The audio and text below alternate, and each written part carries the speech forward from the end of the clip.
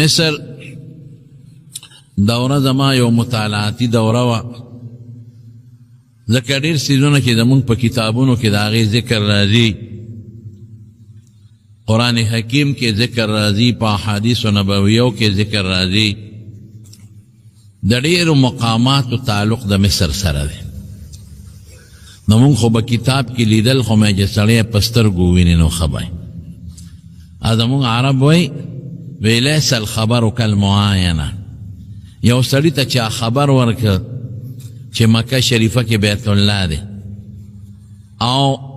یو بل سړي په سترګو لیدلي، د دواړو په علم کې فرق دی. چې په سترګو وویني د علم بل شانې، او چې څوک خبر ورکړي د هغه علم بل شانې. نو ما هم وی زه په سترګو به ووینو. بل ډېر اهم شخصیات چې زمونږ په کتابونو کې د هغې ذکر راځي، حضرت امام شافعی رحمت الله علیه، حافظ ابن حجر عسقلانی رحمت الله علیه، علامہ بدر الدین عینی رحمت الله علیه،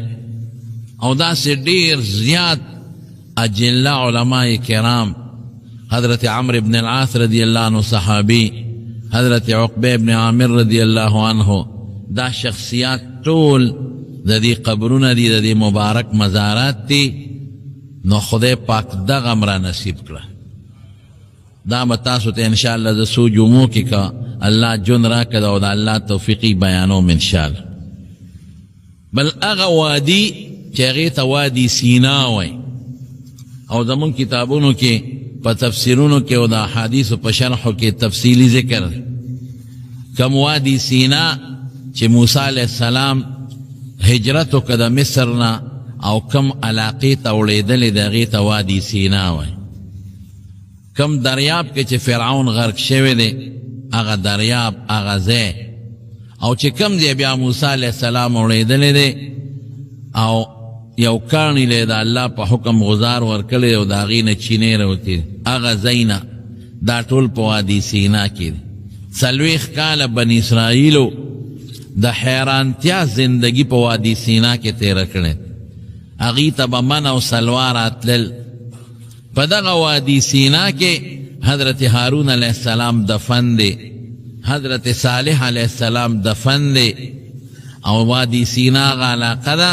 چې خدای پاک موسی علیه السلام له پکې تورات هم ورکړی دی، او رسول الله موسی علیه السلام 40 ورځې پکې اعتکاف هم کړی دی. او وادي سینا هغه علاقه ده چې الله پاک مخامخ د موسی علیه السلام سره پکې خبرې هم کړی دی. نور هم په هغې کې ډېر عجیبه واقعات او حالات چې کوم مخکې تیر شوي دی، هغه په سترګو الحمدلله را نصیب کړل. نو دا ټول به درته بیانو، خو نن درته صرف یو خبره کوم چې هغه ځای ته چې کوم ځای موسی علیه السلام ته خدای پاک پیغمبري ورکړې وه، خبرې ورسره کړې وې، یو. او دویم هغه ځای چې موسی علیه السلام الله پاک له تللی و، 40 ورځې اعتکاف یا چله کړې ده، او الله تورات ورکړی دی، او پکې هارون علیه السلام دفن دی، بني اسرائیل پکې اوسېدلی دی. نن درته دقه الله داسې یو توفیق راکړه، دا ځای نه راته خدای پاک وښود. نو نن د هغې متعلق بیان درته کوم. موسی علیه السلام تاسو ته پته ده، او بلکې زه به یې درته بیانوم، خو بله جمعه کې انشاءالله. د فرعون په محل کې 13 کاله زندگی تیره کړه فرعون سره، او فرعون داسې وساته لکه د خپلو بچو، او د نیازبینتوب زندگی ځکه د بادشاه په محل کې د نیازبینتوب زندگی موسی علیه السلام تیره کړه. خلکو به قدر کو، خلکو به عزت کو، ځکه خلکو به وی دا د فرعون او د هغه د بیبي آسیې بچی دی. نو یو ځل بار راوتې و د خپلو کورونو نه. دوی چې کوم علاقه کې اوسېدل، د هغې علاقې نوم فیوم دی. فیوم مونږ علاقې ته الحمدلله لاړو، او چې قارون غرق شوی دی او هلته خدای پاک ترخې اوبه رایستې دي، هغه بحیرم الله پاک راته وښودله. نو دغه علاقه کې د فرعون محلات دي، اگر چې تاریخي اختلافات ګورې پکې شته، سوک یو دے سوک جیزا یا دی سوک بل دے سوک بل دے دا فرعونیانو تفصیلم که خدای مقرر کړه د ټول انشاءاللہ بیان کړ خودی یو ځل بار روت د محل د فرعون نه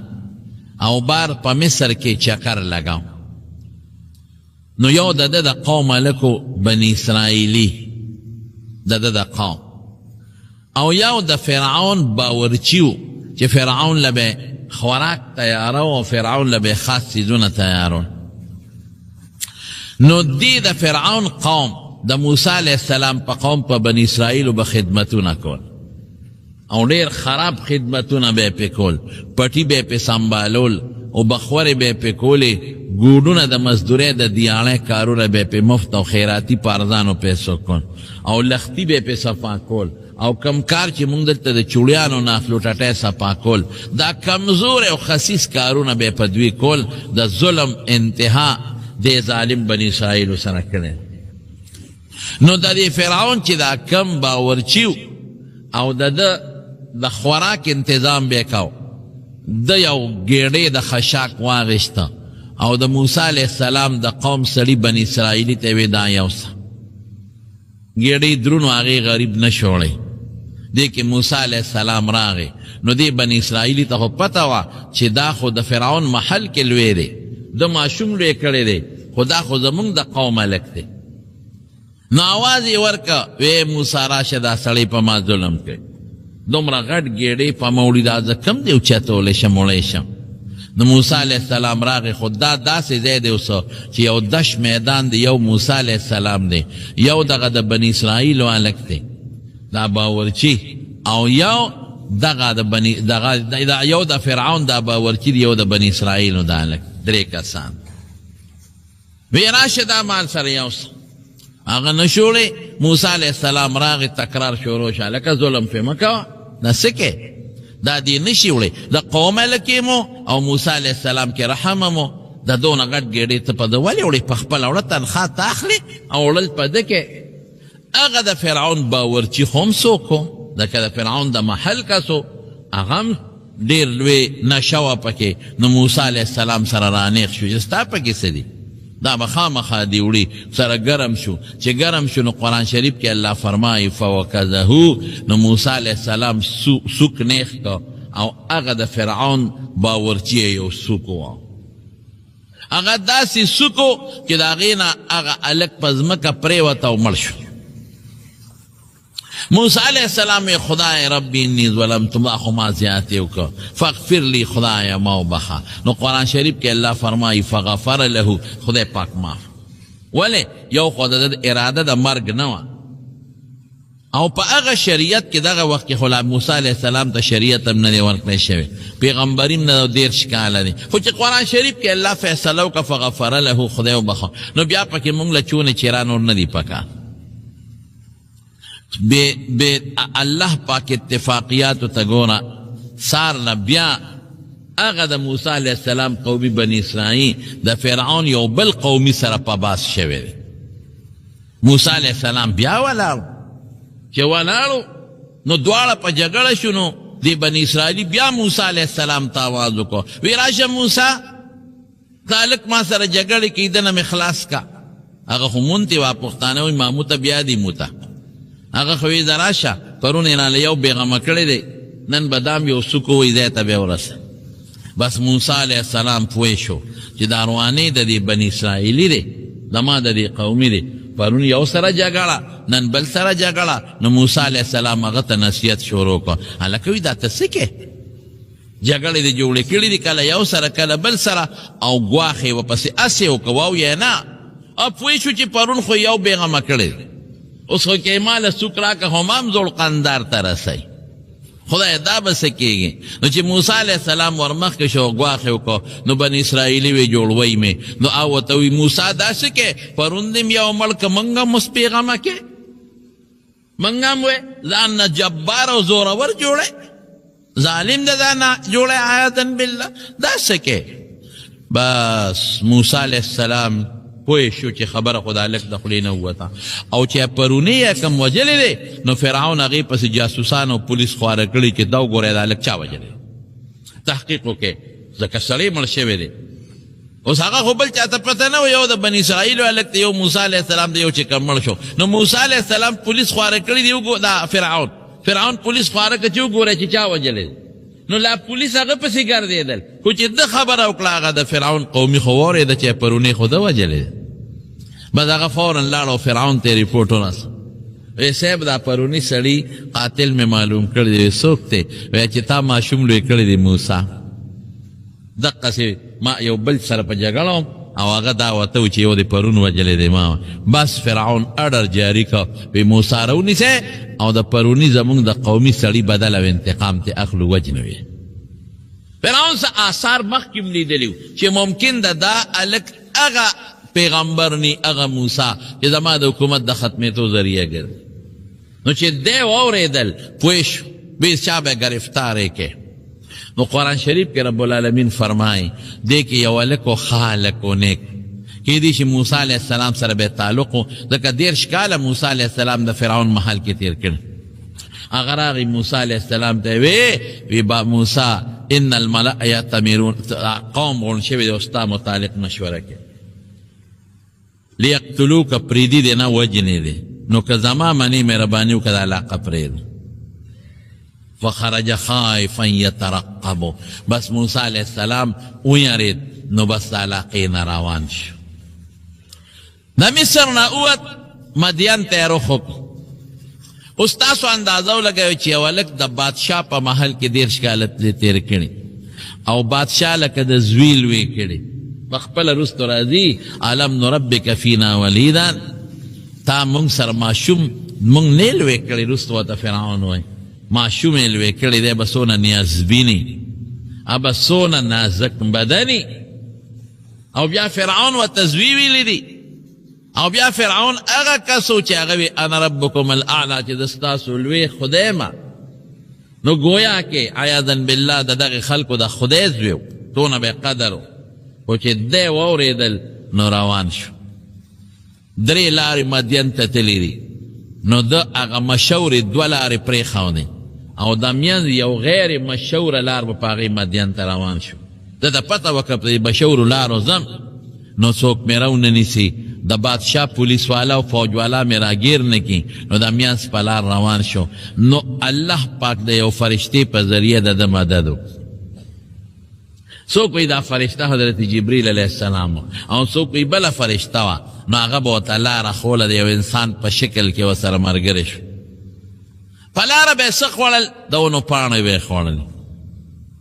او دا سبزیانې په لاره چې کمې کېږي سبزیانې او ګیاګانې په دې به یې ګزاره کوله او مصر ته روان مدین ته روان شو د مدین او د مصر په منځ کې ډېره زیاته فاصله مدین د تبوک سره چې کم په مدینه منوره کې دی تبوک سره نږدې بلکې د تبوک نه لرې دی مدین د بحر قلزم په غاړه یو لوی علاقه ده او دا علاقه د شعیب علیه السلام قوم دی د شعیب علیه السلام قوم چې کم دی اوسېده هغې ته البدع وایي نن سبا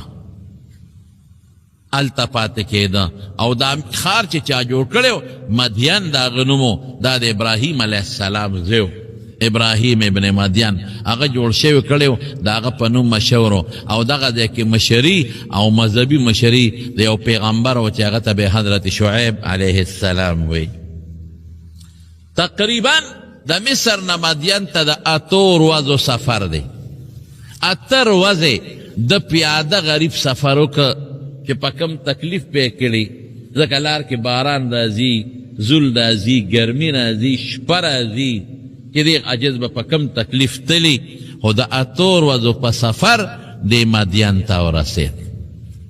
چې مدین ته ورسېد نو قرآن شریف کې رب العالمین فرمای الله یو ځای فرمای فلبث سنین فی اهل مدین ثم جئت على قدر یا موسی او بل دی الله فرمای فلما وجدت القاء مدین قال عسى ربي ان يهديني سواء السبيل چې روان شو ګوره لا پیغمبر نه دی خوړه کې سپراته دی فلما توجه تلقاء مدين چې کله توجه کړو روان شو قال عسى ربي ان يهديني سواء السبيل او الله نو امید لرم چې خدای براته نه غلاره برابر کې الله باندې بروسه چې کې الله خو دې مدد کوي نو فرشته راله ورسره ملګرې شوه د لار او فرعون پولیس خواره کړل وي دا هلک به چېرته بل خو تیشا به راوینیسې نو هغوی په مشهورو لارو خواره شو دی په غیر مشهور لار لاړ د هغوی نه خدای پاک بچ کړ نو چې هلته لاړل فلما ورد ماء مدینه وجد علیه امة من الناس یسقون چې هلته یو ځای ته ورسېد ګرمي د دې غریب شوي وی وسورې او یو کیو خلکو ته اوبه راایستلې نو دې هلته یو ځای کې یو اونې ته ډډه وواله خلکو ګڼې چیلې اوښان روستي دي هغه سیرابی او یو لوی کوي دی د په هغې بورقه لګېدلې ده او دومره غټه بورقه ده چې 10 کسان په یو ځل تاوی نو اوبه پرې راوځي یو کس 2 کس هغه برقه نشي رایستی 10 کسه ګرګړې تاوی څوک پړې راکاږي څوک ګرګړې راکاږي نو غټه برقه دا به دوی د څاروي سرمن ګنډلې وه د هغې نه به یې برقه جوړه کړه اکثر به یې د اوښ سرمن ګنډلې وه نو برقه به یې ترې جوړه کړې وه نو برقه خلکو رایسته په 10 کسانو په خپله یې مبسکن او څاروي م سیرابون موسی علیه السلام سوره یخ دی ګوري ورته نو ومن دونهم امرأتان تزودان چې موسی علیه السلام وکتل نو 2 جینکې دي اوس هغې خپلې ګڼې چیلې په چوکو منې کوي نه پرېږدي اوبو ته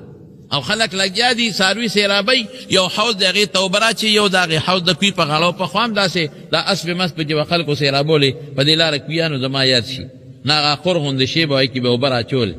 نو خلکو پې اسبې سي ابه غټ غټ حوضونه ډک به یې کړل نو څاروو به پې وبسکل نو 2 جینکې د هغوی خپلې ګډه چیلې د اوبو ته نه پرېږدي نو موسی علیه السلام د هغه جینکو نه تپوس وکړو وی تاسو ولې دا ګډه چیلې نوبه کوئ وی دا موږ د سړو سره یو ځای نوبه کوو حیا وه په هغې کې دا خو پردي هلکان دي او پردي سړي دي نو که دوی لاړل نو د هغې نه پس به موږ خپلې ګډې چیلې سیرابه بس موسی علیه السلام خو پیش چې دا خو حیاناکې دي او نیکانې جینکې دي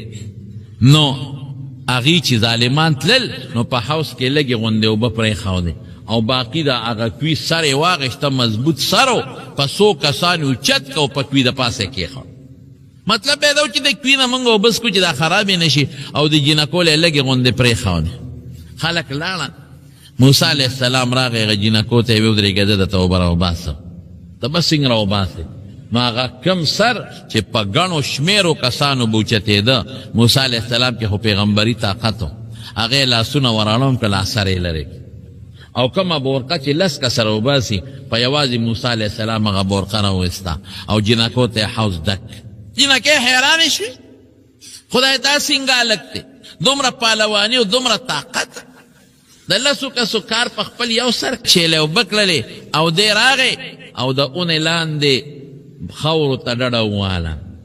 سر ته یې لاس لاندې کو څه وایي رب انی لما انزلت الی من خیر فقیر خدای زه تا ته ډېر محتاج یم خدای ته خو خیر نازلې او هر چا ته یې نازلې خو پروردګاره دې وخت کې زه ډېر محتاج یم ګوره خپل رب ته یې لاس اوچت کړ اتر ورځې غریب پیاده مزلې کړي ستړی او د خپو مزلې کړي دي څه وړه خبره نه ده او عمر 10 کاله ښه نوجواني ده رب انی لما انزلت الی من خیر فقیر خدای زه ستا خیر ته ډېر محتاج یم الله زما مدد ډڼیواله غریب د اونې سوري لاندې په خاورو نه بړسته نشته نه تولی شته ځکه په لاره غریب راوتی نه باله شته چې څومره په تکلیف په دی جز دا لاره تېره کړي او دغه ځای کې به د غریب څه تمه وه ځکه فرعون خو ډېر ظالم و دا فراعنه چې څومره ظالمان تېر شوي دي انشاءالله یو جمعه د دوی ټوله قصه درته کوم ما ډېر عجیبه حالات ولیدل د دې ظالمانو فراعنه او دوی چې کوم ځان له محلات جوړ کړي او ځان له غټې غټې احرامات او مقبرې جوړې کړي هغې ته م زه وردن نشم غټ غټ احرامات دي د قابل تعجب چې سړی حیران شي چې خدای دا دوی جوړ کړي شي او څومره دې ظالمانو ظلمونه کړي نو دې یارېده نو سملاس اجینکې چې کور ته لاړ هغه د حضرت شعیب علیه السلام ډونه دا هلکه داسې وکړئ دغه زمونږ د چندي والا زمونږ حاجي آباد کې فیضان الله صاحب سوال جواب کړی دی د هغوی هغه اجتماع ده سیرت النبي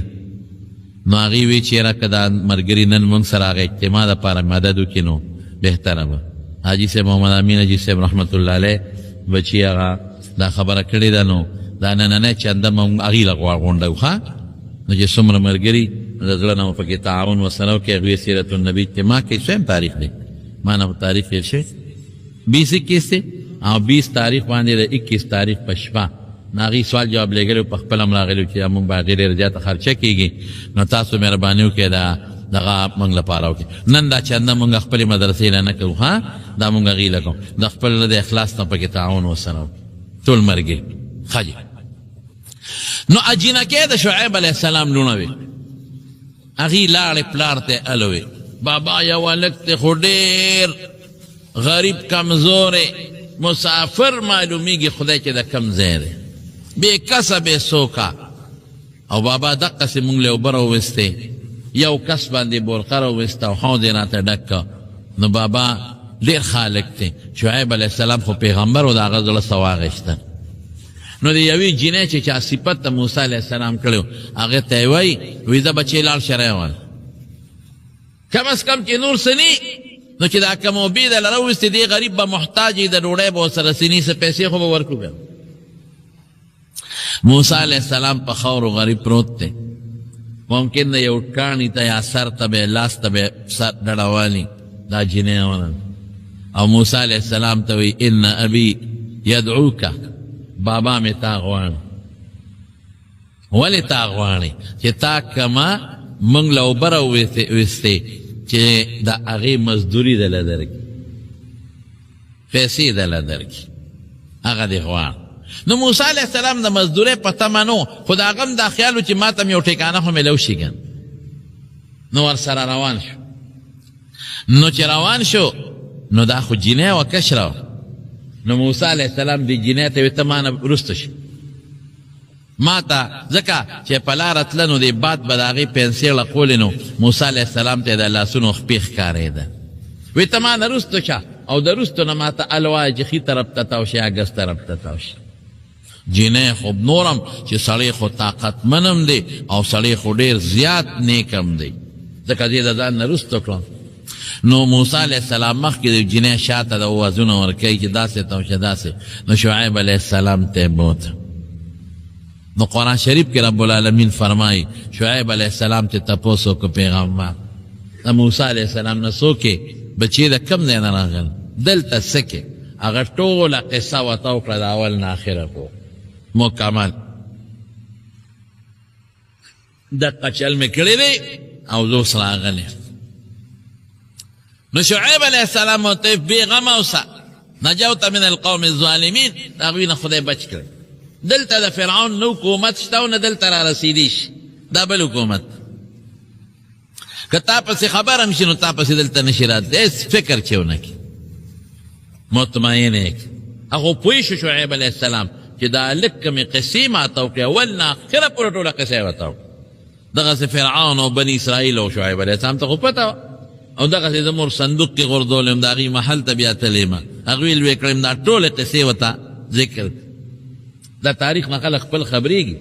خلک الوی قومیان ورته الوی هر څه نه خبر او دغسې چل مې وکړه وی بېغمه اوس بس تا ته څوک نقصان نشي رسول نو بیا ورته شعیب علیه السلام وی بچې یو کار نه کې ما سره که د خدمت وکړو ما سره د کار وکړو او ما سره د ځان حساب کو او دې تړه زما دا ګډې چیلې دا دې مراله وسر وړ اته کاله نو زه به تاله دې دوو لوڼو کې یو لور درکړم او دی ولې ورته ووایې ځکه هغه کومې جینۍ چې ورپسې تلې وه نه هغه بابا ته شعیب علیه السلام ته یا ابتې ان خیر من استاجرت القوي الامین بچې بابا که ته مزدور ځان له یو کس نیسې خامخا ته بوډۍ زامن دې نشته مونږ دوه لوڼه دي نو ځان له به خامخا څوک نیسې نو دا لږ ونیسه ډېر مضبوط هم دی او ډېر امانتګر هم دی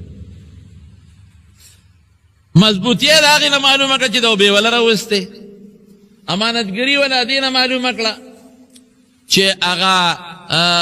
جینۍ دا نه رسته کړه چې شانه اشارې راکوه ان خیر من استاجرت القوي الامین نو دا مضبوط هم دی امانتګر هم دی نو که ځان له څوک نوکر مزدور نیسې دا لږ ښه دی نو ځکه شعیب علیه السلام ورته ووایي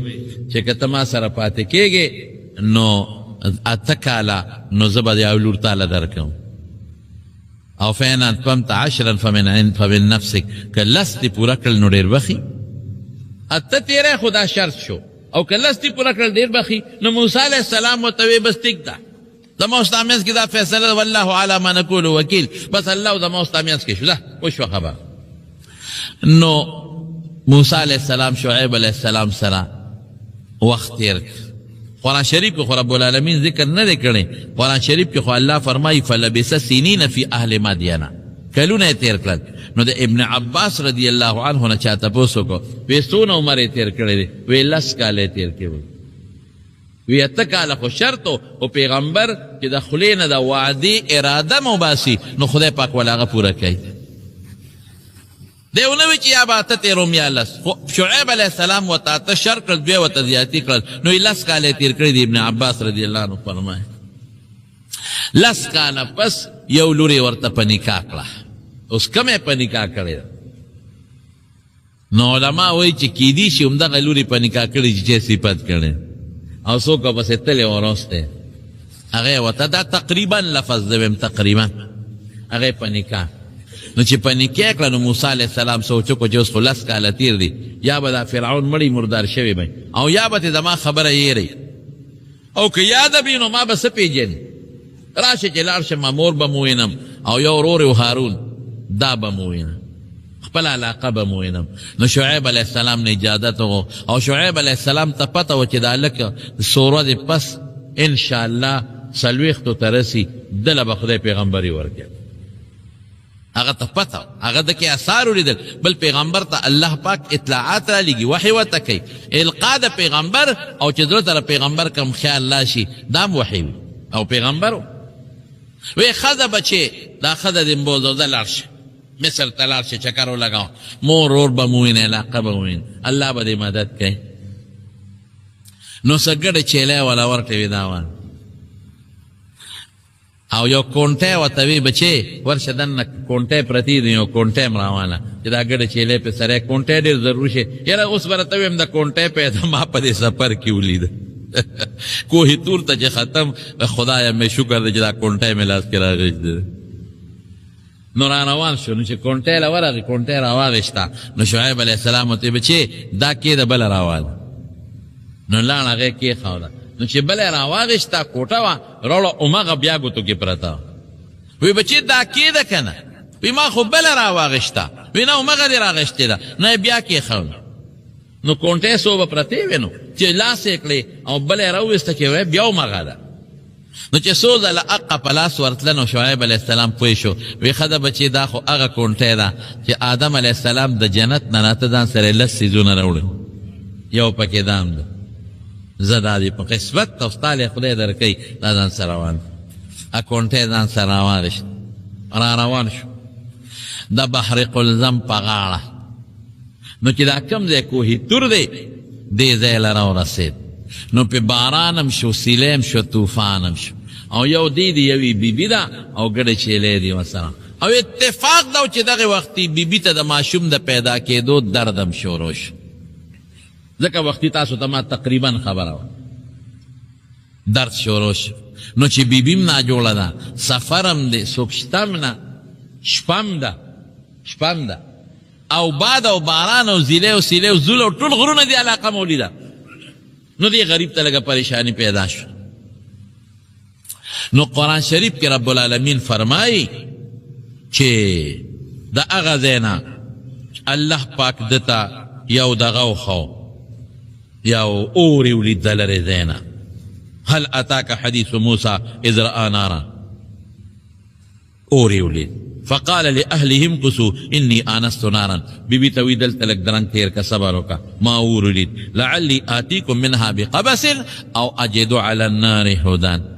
دا اور مې ولید نو زما ځکه دغه ماشوموالي د پیدا کېدش وخت کې د ښه زنانه ته د ګرم ضرورت دی نو زه زما یو چونټی ترې راوړم یو اور او یا څوک اور چې بلیږي خو انساني بغیر د انسان نه خور نه بلیږي نو هلته به څوک انساني نو زه ستا مدد به وکړي څه معلومات زنانه د دایي چې څه ضرورت وي نو د هغې لازم نو ښځې ورته ویې ګورې دا علاقه هغې ته خو جینۍ ته پته وه هغې علاقه وه تقریبا مزل خو شته وته وی دې علاقه کې ګورې ماران ډېر زیات دي دا کونټی ځان سره یوسه او سپلی د پخپو کونټی والا ماران ډېر دي او سپلی د پخپو کا ماران ډېر دي وی ښه نو بیبي پرېښوده لاړ هغه ځای له دغه ځای تقریبا د دې لاندې ځمکې نه چې کوم ځای کې موسی علیه السلام ولیده یره 2 کیلومیټر اوچت دی 1800 گز یادی تقریبا 1860 میټر یادی 1860 میټر 2 کیلومیټر زو الحمدلله غده ته ورلو نو مخکې دې ته پاوړی وي زاړه مورخین لیکي زمونږ د علاقې د پاکستان بعضې علما هم تللي دي هغوی وي په پوړو مونږ وروختو اوس پوړی نشته دی اوس هغه روډ یې داسې جوړ کړی دی مونږ یو طرف نه موټر کې لاړو بیا پیاده رالو روډ یې داسې جوړ کړی چې چړۍ یې کمه کړې ده ځکه چې اوږده چړۍ وي نو چړۍ لږه کمه خو خیر کتاب لیکي تاریخ چې د دغه لاندې دی نه 2 کیلومیټره اوچت وځي مونږ لاړو الحمدلله چې هلته کې موسی علیه السلام ورورسېدو د خو وی اور دی چې وی کتل چې خدایا اور خو په اونه د پاسه بلیږي اونه باندې اور سکے او بل اور چې بلیږي نو لاندې خامه خیری غورځېږي پاڼې سوځي لرګي سوځي که په اور اونه باندې مو لګي نو لاندې د هغې نه ایرې را رواني لاندې د هغې نه پاڼې سوځي څانګه سوځي را رواني نو نه لاندې پاڼې غورځېږي نیره غورځېږي نه پاڼه سوځي کتل اور چې سوځېږي او غټه اونه باندې اور بلیږي نو هغه ګرمي وي ګرمي هم نشته خدای پاکه تعجب کې پرېوت موسی علیه السلام دا څنګه اور د حرارت ګرمي نشته نه ایره راځي نه پاڼه غورځېږي او نه اونه سوځي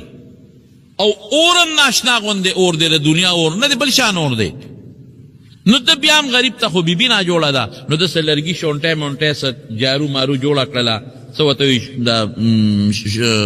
لاس کې د ډکو مکو څه شی یې راغونډ کړه او هغه زه چې دې ته به اور بل کړم نو بیبي له به څه سکاره جوړ کړم نه یو بس نو چې د څنګه هغه اور ته هغه دغه نږدې کړه هغه شوړه نو اور بره شو چې اور ته نور اوچتی نور بره کېږي خدای پاکه دا څنګه چل دی اور خو ښکته ځي او بره ځي اورم نه دی ما ته ظاهر کې اور ښکاري اور نه دی بل څه اندازه ده دا خو نه بلول کوي نه سوځول کوي نه ویلې کول کوي نه پکې ګرمي شته او دا خو د دې نه لرې کېږي پورته کېږي نو الله پاک فرمایي قرآن شریف کې الله فرمایي فلما اتاها نودي ان يا موسى اني انا ربك فاخلع عليك موسى اور نیمه دستاره ویمه دا پڼې دی وباسه انك بالواد المقدس توا ته څه په عام ځای خو نه ولاړ الله اکبر ته په هغه وادي باندې ولاړ چې هغه توای نوم دی او ډېره مقدس او پاک علاقه ده الله چې چا سره ملاقات کوي نو په کوم ځای کې به کوي اوهو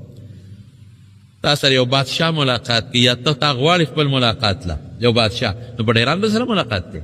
په لاره کوڅه کې به در سره ملاقات کوي بادشاه به هغه ځای کې در سره ملاقات کوي چې د هغه بادشاه د ناستې قابل وي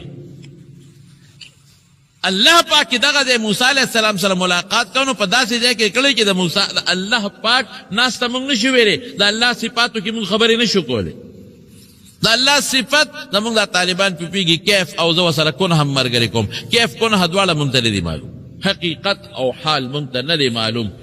خپل شان لایقه سره دغلته د موسی علیه السلام سره خبرې کوي نو چې کوم ځای الله د موسی علیه السلام د خبرو دپاره منتخب کو نو به عام ځای وي څه ځکه الله وی انک بالواد المقدس ته په داسې وادي کې چې مقدس او پاک دی او ته وایې نوم دی او بل ځای کې رب العالمین بل ځای کې فرمایي دلته کې ورته وادي مقدس وي چې مقدس دی او بل ځای کې البقعة المبارکه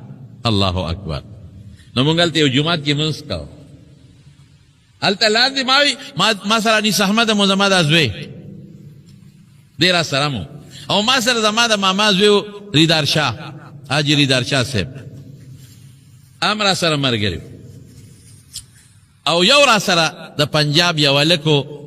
چې هغه هلته په جامع ازهر کې سبق وي هغه را سره ملګری شوی ډېر خالق و حافظ محمد طاهر یاره هغه را سره ډېره قرباني وکړه الله دې کامیاب کړي رب العالمین دې خوشحاله څلور کسان. نو مونږ هلته یو جومات کې د ماسخوتن مونځ کوو، ماسخوتن له ور ورسېدو. نو چې مونځ هم کوو نو ما ده ته ویل انیس احمد ته مې بچې مې دې وادي ته الله وادي مقدس ویلی دی، خاص ځای نه دی یاد کړی. وادي د دو غرونو منځ کې فراخ علاقې ته وایي، د دو غرونو منځ کې چې تنګ علاقې هغې ته عربۍ کې شعب وایي، مونږ ورته دره وایو. او د دو غرونو منځ کې چې فراخ علاقې لوی علاقې نو هغې ته وادي وایي. لکه مکې مکرمې ته الله وادي ویلی دی، یو خوام غر دی بل خوام غر دی، منځ کې څو د لوی ښار دی. نو میں اللہ پاک دے ټولې وادي ته مقدس ویلی دی، بقعه مبارکه ورته الله ویلی دی، مبارک دی. نو مې دا ګوره ډېر برکتي دی دی. جمع شوې وه، مونږ پکې د ماسخوتن مونځ ځان له وکړو، په جمع خپله جمع مو کړو او د الله ډېر شکر م ادا کړم. الحمدلله خدایه هغه ځای ته دې راوستو پروردګاره چې کوم ځای ته تا په قرآن شریف کې مبارک ځای ویلی دی او اللہ تا پا قرآن شریف کے مقدس ویلے دے، مقدس پاک صاف. اللہ تا خوخ پاک صاف دے، اللہ تا خوخی ہر مبارک. ورد دو خبر ہے مبارک او مقدس، پاک صاف د گناہ د خوندونو نا، د کفریات و شرکیاتو نا، او مبارک د خدای برکتون پی نازلیگی. اللہ تاس ما غند غریب مسکین مولا، ما غند فقیر کمزوری مولا سره د خپل زوی او سره د خپل ځکه حاجي دار شاه صاحب زموږ د حاجي محمد حاجي صاحب به تاسو پېژنئ، د هغه زوی هغه په برکت باندې موږ خدای پاک بوتلي یو. الله دې ډېر خوشحاله کړي، الله دې ورته ټول د زړه ارمانونه پوره کړي. زما زړه ورته دعاګانې وکړې، زړه دعاګانې وکړې، ځکه د باعث سره باندې هغه او هغه موږ بوتلي یو. الله دې خوشحاله کړي. بهر کې زمارو نو هلته کې مونځ د ماسخوتنو ډریور هلته بیا هوټل کې ځای نیوه، خو ډریور وایي چې هوټل کې څه ځای نیسئ، ځکه مونږ اراده وه چې د شپې به دې کوهي تور ته خېږي، د شپې به ورځو. نو هوټل کې ځای څه نیسئ، 1 غنټه 2 غنټې ستاسو آرام دی. نو په دې ګاډي کې سملی غټ ګاډی و فلاین کوچ. نو مونږ هغې کې ما خو ځان سره باله کړو، په هغه سیټ کې ودو. مونږ ځان له فلاین کوچ د وقې سره ته بیا به وروسته وکړم ما غټ 4 کسو دپاره، ځکه مزل ډېر زیات دی د مصر نه. مزل د مصر نه 11 غنټې مزل دی، آسان نه دی. مونږ تقریبا او چوکو باندې ودرئ، بیا هغوی ګاډی ډېر یو چوکۍ کې ودرئ، بله کې ښه پوره تفتیشونه کوي. مونږ تقریبا 11 غنټې کې رسېدلي یو د مصر نه دې علاقې ته. او ډېر بهترین علاقه ده، یو خوا ته بحر قلزم دی دریاب دی، او بل خوا وادي سینا ده کوم چې موسی علیه السلام او د هغه قوم پکې وخت تېر کړی دی. ډېره ناشنا تاریخي علاقه ده، هغه درته بله جمعه قصه کوم انشاءالله. خو 10 غنټې 9 غنټې تقریبا یا دا زمونږ سفر و، مونږ ورسېدو. نو ستړي وو، نو فلین کوچ کې مونږ غنټه یوه نیمه خوب وکړو او بیا فلین کوچ والا ته وایي چې اوس ځو. د مارونو دی نه مخکې مونږ دې ونې له ورلو. آها زمونږ قسمت عجیبه و د خدای د طرف نه. مونږ ته چې ووایي چې هغه کوم ځای کې چې دا ونه مبارکه ده او موسی علیه السلام سره الله خبرې کړې دي، نو هغې غټه آبادي ده نن سبا هغې کې 3 عبادت خانې دي پکې 3. وی چې دا خو بنده ده، تاسو لیټ راورسېدی. اوه خدای اوس به څه کوو؟ وی سبا اتوار دی، اتوار هم چوټي ده بنده به نه. دا به څه کېږي پروردګاره؟ دا خو 12 غنټې سفر مونږ وکړو، واپس 12 غنټې به ځو، بیا به راځو. ورځې دومره نشته چې دلته وخت تېر کړو. خو او پلنکوچ سره خبره مو کړې ده دې چې یو ورځ یې ساره خو بلا پیسې اخلي، ځکه مونږ فلنکوچ سره په ډېرو پیسو خبره کړې، بلا پیسې دې جوړېږي. دا به څه کوو؟ ورسېدو هغه ځای له ورلو چې خدای دا به څه کېږي، دا خو اوس بنده شوه او سبا چوټي ده، ګل ته به ګورو. مونږ تر ورځې کمې واپسې تللي. یو عربي بابا و، هغه ته مو ال وی، هغه وی تاسو لږ صبر وکړئ، لږ صبر وکړئ، دروازه بند ده، دوی لګیا دي خپل عبادت کوي. چې د عبادت نه فارغ شي دروازه کولو کې څه چل به خدای وکړي. دې کې د چین نه کسان راغلل، دا چین کسانو د حکومت نه اجازت غوښتې، پرمټ و ورسره، اجازت نامه و هغې سره. چینیان چې راغلل هغه بابا وی چې تاسو صبر وکړئ، د چینیانو ته به دې دروازه کولاوي، دې سره پرمیشن شته، اجازت نامه. نو دې میانځ کې به یو 4 ترکیان راغلل، ترکیان همونږ سره ملګري شو. هغې غریبانانو ته دونه خو پته و چې دلته ونه مبارکه شته، خو نور تفصیل نو معلوم. هغې کې یو له عربي ورتله ما په عربۍ کې ښه پوه کړو، به د هغوی شوق هم راوچت شو. وی دا به څه کوو؟ مې خو چې څه زمونږ حال دی ستاسو هم دې ودرېږي. چینیانو تقریبا کم از کم یو 10-15 شاشلر سو چې مونږ نه شمېرلی. ډېر وخت کنټه یې ونیمه دوه وړې دی دروازه بندر وي دوی دننه خپل عبادت کوي چې روزي نو بیا به کلاوي چې دروازه کولو شو یهودیانو هغوی خپل عبادت پکې وکړو چینیانو ته یې ویې راځئ موږ په دا میانځ کې شو ورننوت هغه سړي اواز وکړه هذا مسلم دا پکې زمونږ خو پېژندلی کېږي ټوپۍ و ګیرې دي هذا مسلم هذا مسلم بس موږ پې ځان نه غرضه کړه موږ ویې څه کوې د خدای نیکبخته غلی شه وردن نه شو هغه کې هم د خدای فضل و که بل وخت موږ ورغلي وې دومره اجازت یې نه راکړو چې وردن نه شو هغه اونې مبارکې له ورل مخامخ ورته ودرېدم الله اکبر کومه اونه چې د نبی کریم د عیسی علیه السلام نه تقریبا 3.5 کاله مخکې دا واقع پیښه ده د موسی علیه السلام نه تقریبا دا ونه چې په کوم ځای کې ده نو چې د موسی علیه السلام نه 3000 جی اوس نه 3.5 زره جوړېږي بخاد بیا صحیح ده د اوس نه 3.5 زره او بالکل بالکل د اوس نه 3.5 زره موسی علیه السلام څخه رشاده کې خبرې شوې دي د اوس نه 3.5 زره کاله مخکې زړه ونه ده 3500 سال د اوس نه اوسه پورې هغه ونه شته اوسه پورې شته او داسې د کیکر په شان ونه ده هغې د اردو والا ببول قسم وایي خو د کیکر په شان یو خاص بوټ ونه ده څه داسې پاڼې داسې څانګې غوندې دي لکه د رامبیل چامبیل په شان څانګې ځوړندې دي رامبیل چامبیل په شان نری نری څانګې اورېدندې دي او پاڼې داسې ده لکه د زیتون د اونې په شان پاڼه چې وي یا د هغې نه لږه نری لکه د انار پاڼه چې وي د انار پاڼه داسې نری غوندې پاڼه او د رامبیل چامبیل دا څانګې نه دي دوېداندې دقسې څانګې دي دیوال ته نری تو کړی دی پټینې غوندې د دې تنې په داسې یو 2 فوټه دیوال دی یا 3 فوټه او بره اونه ده آبادۍ کې ګیره ده دا عجیبه ده آبادۍ کې ګیره ده ولاړه نه پې نور لګي آبادۍ کې ګیره ده یعنی بعد دغه ځای خو اسمان ته خالي دی چې کوم ځای کې دا ونه ده یو برانډه غوندې ده یو خوا مبادي ده او داسې برانډه غوندې ګلی غوندې ده ګلی کې یو خوا مبادي ده بل خوا او یو خوا ګلی شانتې ده داسې یو چبوتره ده په هغې ده ونه ولاړه 3.5 زره کاله وشو ونه ولاړه خلک ویل لکه دا ونه پاڼه نه غورځوي نه غورځوي بلکې مونږ خو ته لږ ارت ته بعضې علماو د دې پاڼې راغشتې دي او پاڼې خوړلې ده تېره شوې نه ده واپس یې غورځولې ده وی حضرت عبدالله ابن مسعود رضی الله عنه فرمائی روایت میرا یاد شو عبدالله ابن مسعود وی چې د دې ونې له ورلم د دې ونې نه ما پاڼه راوشو کوله او خولې ته مې کړه ما تېره نه کړې شوه واپس مې کړه داسې عجیبه ونه 3.5 زره کاله ولاړه هلکه دا ونه څنګه نه دوړېږي الله اکبر په کومه ونه چې د الله تجلي وي هغه د چا پلار ختمه کړي او بلکې ډېر عجیبه ده ډېر عجیبه ما ځان سره یو کاڼی م راوړل هلته یو قسم کاڼی میلاویږي چې په هغه کاڼي کې د هغه اونې نقشه پرته ده په کاڼي او ډېره ناشنا دا ده چې کاڼي دې په میانځ مات کو نو یو طرف باندې بیا د اونې نقشه ده بل ته بیا د اونې نقشه ده او چې په دا منځ بیا مات کو خو چې څومره کاڼي ماتی نو د اونې نقشې پکې نه ختمې هماغه ونه دا یو مخصوص قسم د دغې غر کاڼی پته نشته چې دغه ځای سره څه چل شوی دی خو د دغې غر کاڼی که کاڼی د 50 ځایه مات که 50 ځایه نو چې کومه ډکری جدا کېږي هغې کې د اونې تصویر پروت دی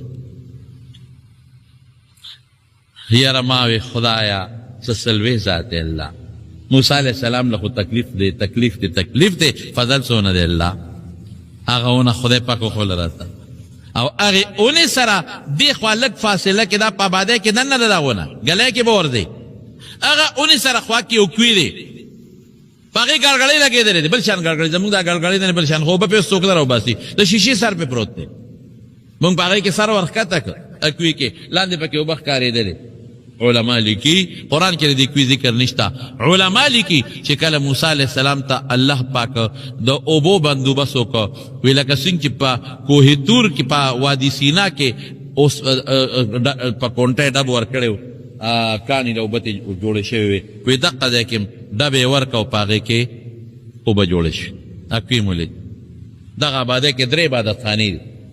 یو طرف ته د یهودیانو عبادت خانه ده، غټ بلډینګ دی،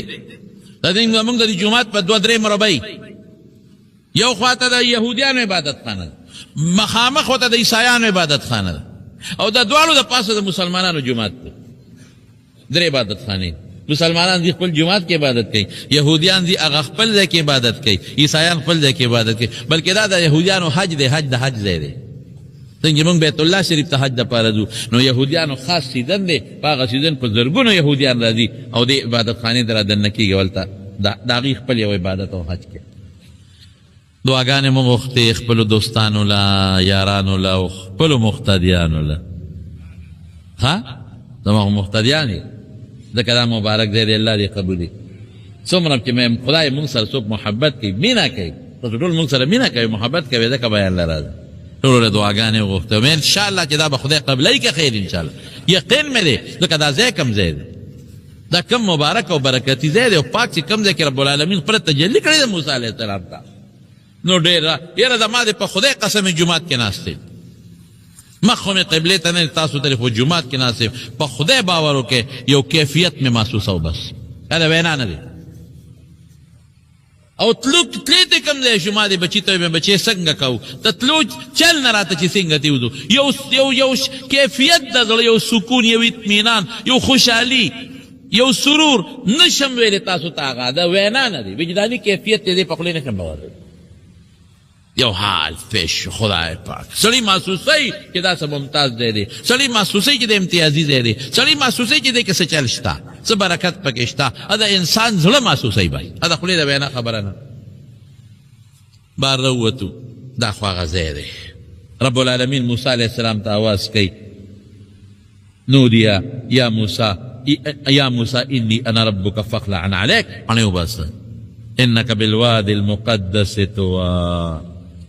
پاڼې وباسه. بعض علماء لیکلی دي، بعض علماء وایي دا پاڼې ولې وباسه، څو وجې نور هم لیکلي دي، نور یې ته نه ویمه،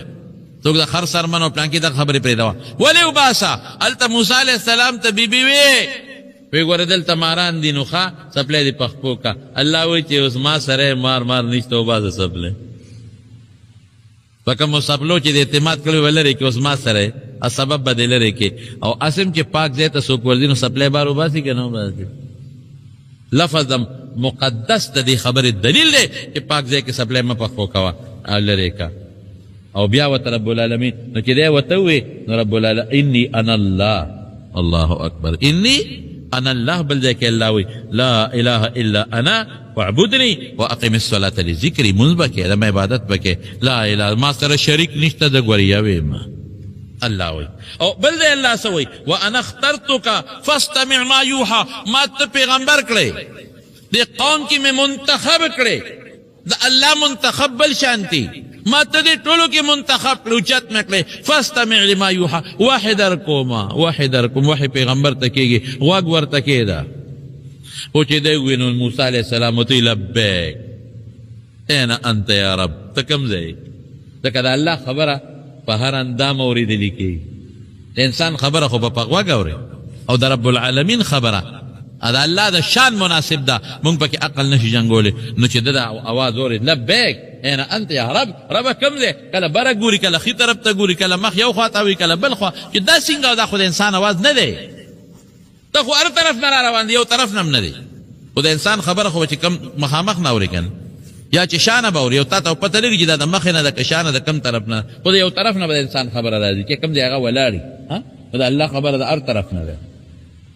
په هر اندام به یې اورې این انت. نو روایاتو کې راځي چې الله ورته وایي این انت، ته کم ځای کې، نو الله ورته څه وایي، انا معک، انا قدامك، انا خلفك، انا محيط بك، انا اقرب اليك منك، ستانه مخکم، ستانه رستم، تا سرم، ستا ته ځان ته دومره نږدې نه لکه زه چې درته څومره نږدې یم، انا اقرب اليك منك، ستا ته دونه ځان ته نه نږدې لکه زه چې درته نحن اقرب الیه من حبل الورید. الله اکبر. نو رب العالمین ورته دغه آیاتونه وایي، ذا اذهب الى فرعون انه طغى فرعون تزا یریگا ما اذهب الى فرعون انه طغى په سر ختلی په سر لکه دا اوبه چې کله جوش وی او روچتې شي په سر ختلی دی کبرجن شوی دی ما سره ځان برابروي ما به ځان ته لوی خدای وی انا ربکم الاعلی دی لاړ شه وسر موسی علیہ السلام ورته وی الله یو خو زما ژبه کې لکنت دی خبرې مې صفا نه دي ملګری مې پکار ده الله ملګری مې پکار ده الله پاک ورته وی کوم د سنشد عضدک مټ دې مضبوطوم او موسی زما رور دی و افصح لسانا مني ژبه د هغه زمانه ښه ده انا سره ملګری که څنګه د قرآن شریف کې آیت چې هارون اخی اشدد به ازری واشرکه فی امری زما رور دی هارون ما سره شریک که په دا پیغمبری کې او مالا ملګری راکا الله وی زدا قد اتیتک سؤلک یا موسی سوال مې دی قبول که رور مې دله پیغمبر زه د مصر نه بار به د هغه استقبال ته ولاړي الله کمان هغه تپوس وکړه چې نښه څه ده د پیغمبرۍ وی کونټۍ دې وغورځوه چې کونټۍ وغورځوله هغې نه مار جوړ شو موسی علیه السلام منډه کړې وی لا تخف مه یریږه موسی ته څه کې اوس هلته بیبي ورته وایي وي ځان سره کونټۍ واله مار دې ونه خوري الله هغه کونټۍ نه مار جوړوي چې زه وغواړم بې سبلو به ګرځي ستا ته به څوک نقصان نه رسوي الله اکبر او چې زه وغواړم هغه کونټۍ چې د مار پسې وړه هغې نه درته مار جوړوم او هغه مار به د دنیا مضبوط ماري خو هغې له چې ته به ګوتې موړې ستا فایدهمند به ستا دلیل به ستا معجزه به تا له نقصان نه دی راواله بس الله حکم و چې مار ته یې ګوتې کړې واپس کونټۍ شو او دویمه نښه به سي دویمه دا چې لاس ته د ترخ کې منډه او بار راوباسه رڼا به کوي د برس مرض به پینی برګې رڼا به کوي دا دوه د نښې ځه فرعون ته الله اکبر دغه ځای مې ولید زما ورور دغه ځای نه را روان شو فرعون لره وخت ختم شو کوهي تور ته هم ختلی یم چې کوم ځای موسی علیه السلام ته رب العالمین تورات ورکړی اے ما غوندې ما دې نسامت ته مې بچې دا زنیم ختلی بسو ختلی دي 9 کیلومیټره مزل مې په غار کې کړی 9 کیلومیټره حیران شم او پوړی کم پوړی دي داسې پوړی نه دي چې لکه ګلکارې جوړوي نه ګټې خلکو یې یو پوړی 2 فوټه اوچته بله فوټ اوچته ګټې پرتې دي په هغې به خېجې خدای براوخې جوړوي حیران شم یا خدایا زه خو دلته کې د کور نه چې جومات تم راځم نو سا مې درځېږي زه خو یو په فرلاګ نشم ګرځېدی پروردګاره دا به څنګه زړه مې و ډېر زیات الله نه مې سوال وکړ خدای راته آسان کړي دعا مې خدای قبولو فضل الله وکړه ګنې ما ته ګوره دغه ځای ته ختو ته ګوره او بیا واپس راتلل ډېر ګران دي ختل آسان دي 9 کیلومیټره یو طرف نه وره بل طرف نه اواره نه ده غر او کم غر دی او بره چې بیا مونږ څه لیدلي دي د مصر د تاریخي سفر مې څو جمعې بیان کړی نو یو سفر په مصر کې مونږ د یو خاص علاقې کړی دی چې هغې ته اسکندریه وایي دا یو تاریخي ځای دی مصر ټول تاریخي مقامات لري او د مصر تاریخ او تاریخي مقامات زمونږ طالب علمانو له دینی طالب علمانو له او علماو له ډېره فایده ورکوي ځکه د دغې تاریخي مقاماتو ذکر د بعضو قرآن شریف کې راغلی دی د بعضو ذکر د نبی علیه السلام په احادیثو کې راغلی دی د بعضې د صحابو په واقعاتو کې راغلی دی او د بعضې زمونږ د حدیثو د راویانو په شکل کې راغلی دی اسکندریه د مصر په تاریخي مقاماتو کې یو بلند مقام لري مونږ چې کله تلو د مصر نه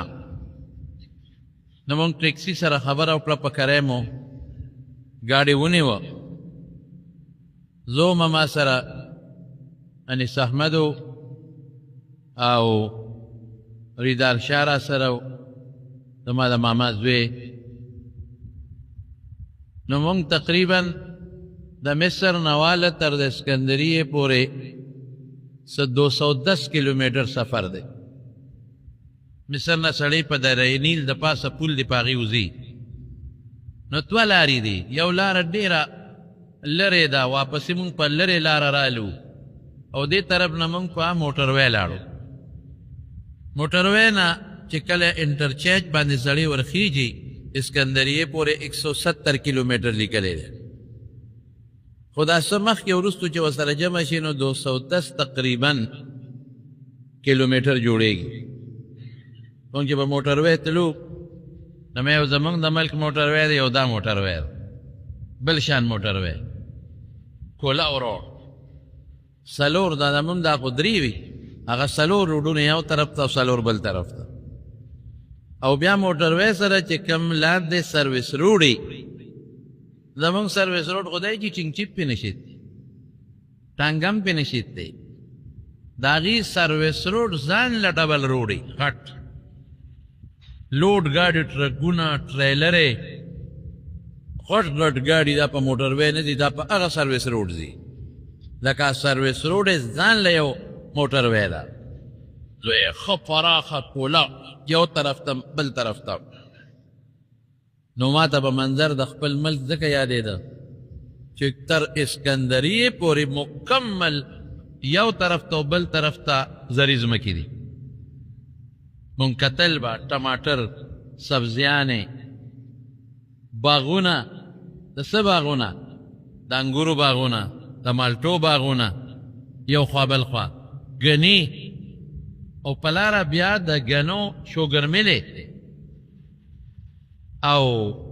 د زیتون باغونه، د انارو باغونه، خو مالټه پکې ډېره وه،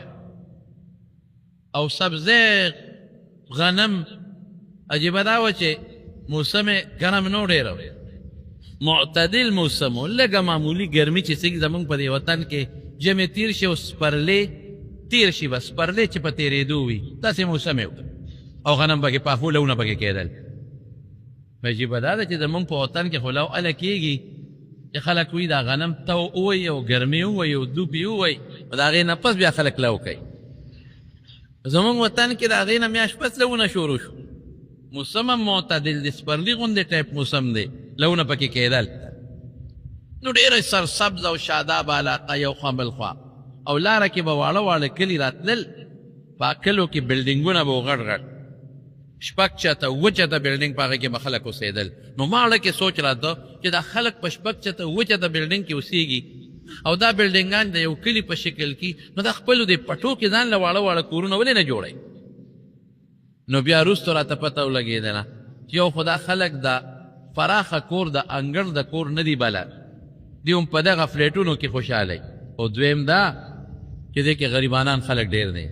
د هغې ځمکې نشته، د هغې پټي نشته، نو دا بلډینګونه د مالدارو جوړ کړي، نو خپل هم پکې اوسېږي او په کری هم پکې خلک اوسئ. او درېیم پکې یو عجیبه خبره مې واورېده چې د حکومت د طرف نه په دې پابندي ده چې په زري ځمکه به څوک کور نه جوړوي. د کلي دپاره حکومت یو ځای مختص کړي، هغې کې خلک ځان له فلیټونه شپږ اووه چته جوړ کړي، هغې کې خلک اوسېږي، خو زري ځمکه به په کور بالکل نه بندوي. او که چا په زري ځمکه کور جوړو، حکومت نه اجازت باخلي، حکومت به پې ټیکس لګوي. نو دا ټول لار کې کلي راتل، شوګر میلې پکې راتلې. یو جیل دی د مصر لوی جیل، مرکزي جیل څه ته ویل کېږي، دم په دې روډ باندې راځي. بهر کې 210 کیلومیټر کم و بیش سفر چې مو وکړو، اسکندریه ته ورسېدو. اسکندریه کې څه دي تاریخي؟ لومبۍ خو موږ لاړو، چا وی دا د دانیال علیه السلام پیغمبر قبر دی. ما تاسو ته مخکې ویلو چې ازبکستان کې په سمرقند کې یو اوږد قبر دی، نو خلک وایي دا د دانیال علیه السلام دی، خو ما تاسو ته تفصیل ویلی و هغې کې چې دانیال علیه السلام هغه نه دی. د ده متعلقه زما خپل انداز او تحقیق دا دی چې بعضې خلکو هم دا ووایي چې دا د دانیال علیه السلام زوی دی، محمد نوم دی، محمد ابن دانیال. موږ ورلو هغه قبر ته، قبر لاندې هغې ته ورکوز شو، او یو بازار کې دا اسکندریه دا ډېر ګنجان شهر دی ښار دی ډېر زیات آبادۍ دي پکې ډېر روډونه دي پکې یو تجارتي مرکز دی نو دانیال علیه السلام قبر ما ملګرو ته وایي چې اندازې معلومه کړو ځکه مونږ هلته دو درېو کسانو نه تپوس وکړو دا نه دی دا د محمد د دانیال علیه السلام زوی دی محمد د هغه قبر دی او نښه دا ده خدای دې تاسو بوځي د په ښه سوچ باندې چې هغې سره یو ثقافتي مرکز دی د هغې دفتر دی په هغې یې لیکلی دي چې ثقافتي وزارت الوزارت الثقافیه د هغې دفتر دی ورسره یو سکول دی د ماشومانو او ورسره یو ګراوند دی شهدا میدان شهدا پارک دی ماشومان پکې لوبې کوي خوا کې بازار دی هغې نه چې ووتو مونږ لاړو نو بیا یو لویه قلا و هغې سیلم وکړو د دریاب په غاړه بحر ابیض متوسط بحر ابیض متوسط د هغې په غاړه یو لویه قلا وه په هغې ټکټ یې لګېدلي په هغې وردن نه شو ناشنا قلا وه پکې کوټې دي پولیس پکې اوس هم دیره دی او پکې دغه دي د فوجي قلا دا کومه طریقې حفاظتي دا دي لاندې انډرګراونډ پکې ځایونه دي او بلکل یو طرف ته دریاب دی لوی دریاب دا بحر ابیض متوسط یې ورته وایي او دا د هغې په غاړه ده او په دا بیا موږ معلومات واخیستل نو دا هغه قلا وه چې سلطان صلاح الدین ایوبي رحمت الله علیه دا فتح کړې وه او هغه بیا یو لوی مرکز ته جوړ کړی و فوجي چوڼی بیا موږ لاړو بحر ابیض متوسط ته د هغې په غاړه سمندر دریاب دی ډېر لوی په نظر نه راځي هغه مو کته خو د ټولو نه یو تاریخي کوم ځای چې بیا موږ ولیده نو بیا رالو د علامه امام بوسیري رحمت الله علیه قبر ده دا زمونږ د تصوف د علماو په نظر کې د صوفیانو په نظر کې د شعراو د نعتخوانانو په نظر کې د یو لوی پایې شخصیت تیر شوی دی امام بوسیري رحمت الله علیه د هغه قبر او امام بوسیري رحمت الله علیه دا مونږ چې مشهور خلک وایي چې قصیده برده د ویلې ده نو ام تاسو زه لکه ویومه چې دا قصیده برده مشهوره ده مشهور تاسو به هم اورېده کیسټو کې هم خلک وایي په ښکلی اواز باندې مولاي صل وسلم دائما ابدا على حبيبك خير الخلق كلهم رسو پکې بیا د نبی علیہ السلام ډېر زیات صفتونه دي جاءت لدعوته الاشجار ساجدة جاءت لدعوته الاشجار ساجدة تمشي الیه على ساق بلا قدم چې نبی علیہ السلام آواز وکړو بلنه وکړه نو اونه په تنه باندې ځمکه شلولو نبی علیہ السلام نه راغله ګوره د پیغمبر علیہ السلام یو لوی معجزې ته اشاره ورکوي په یو موقع نبی علیہ السلام مبارک او د سماعتې د ضرورت راغی نو هغې کې د پردې څه انتظام په هغه ځای کې نو یوه خونه وه او بله خونه وه یوې هم د څانګې نه ونیوه او ریخ کا ځمکه یې شلوله او نیغه نبی علیہ السلام پسې را روانه وه یو پرېښه د یو ځای کې بله ونه وه هغې د څانګې نه ونیوله بې ما پسې راځه او هغې هم راوسته دواړه اونې ټیټې شوې او د یو جنګې او د یو پڼ او د یو ویلې کېږي د یو دغه په شپول په نمونه ټیټې شوې نو رسول الله صلی الله علیه وسلم او دس مات که یوې ته یې اشاره وکړه بلې ته یو بیا هغه ځمکه کې پشتېدلو خپل ځای له ورسېده بله بیا په ځمکه کې پشتېدلو خپل ځای له ورسېدله نو ځکه دی وایي امام بوسیري رحمت الله علیه جاءت لدعوته الاشجار ساجدة نو سجدې نه هغه لغوي سجده مراده ده هغه انسان چې سجده لګوي چې تندې په ځمکه نه ونې خو تندې نشته خو ټیټه شوه ځمکې ته ورسېدله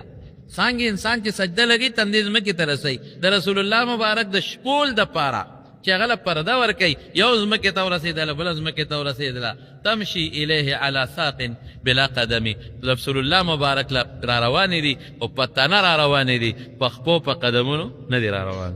هو الحبيب الذي ترجى شفاعته لكل هول من الاهوال مقتحم. دا هغه محبوب دی د الله پاک چې کوم پریشانی او مشکل انسان ته پیښ شي او د رسول الله مبارک سفارش الله تعالی کی الله مشکلات ختمای.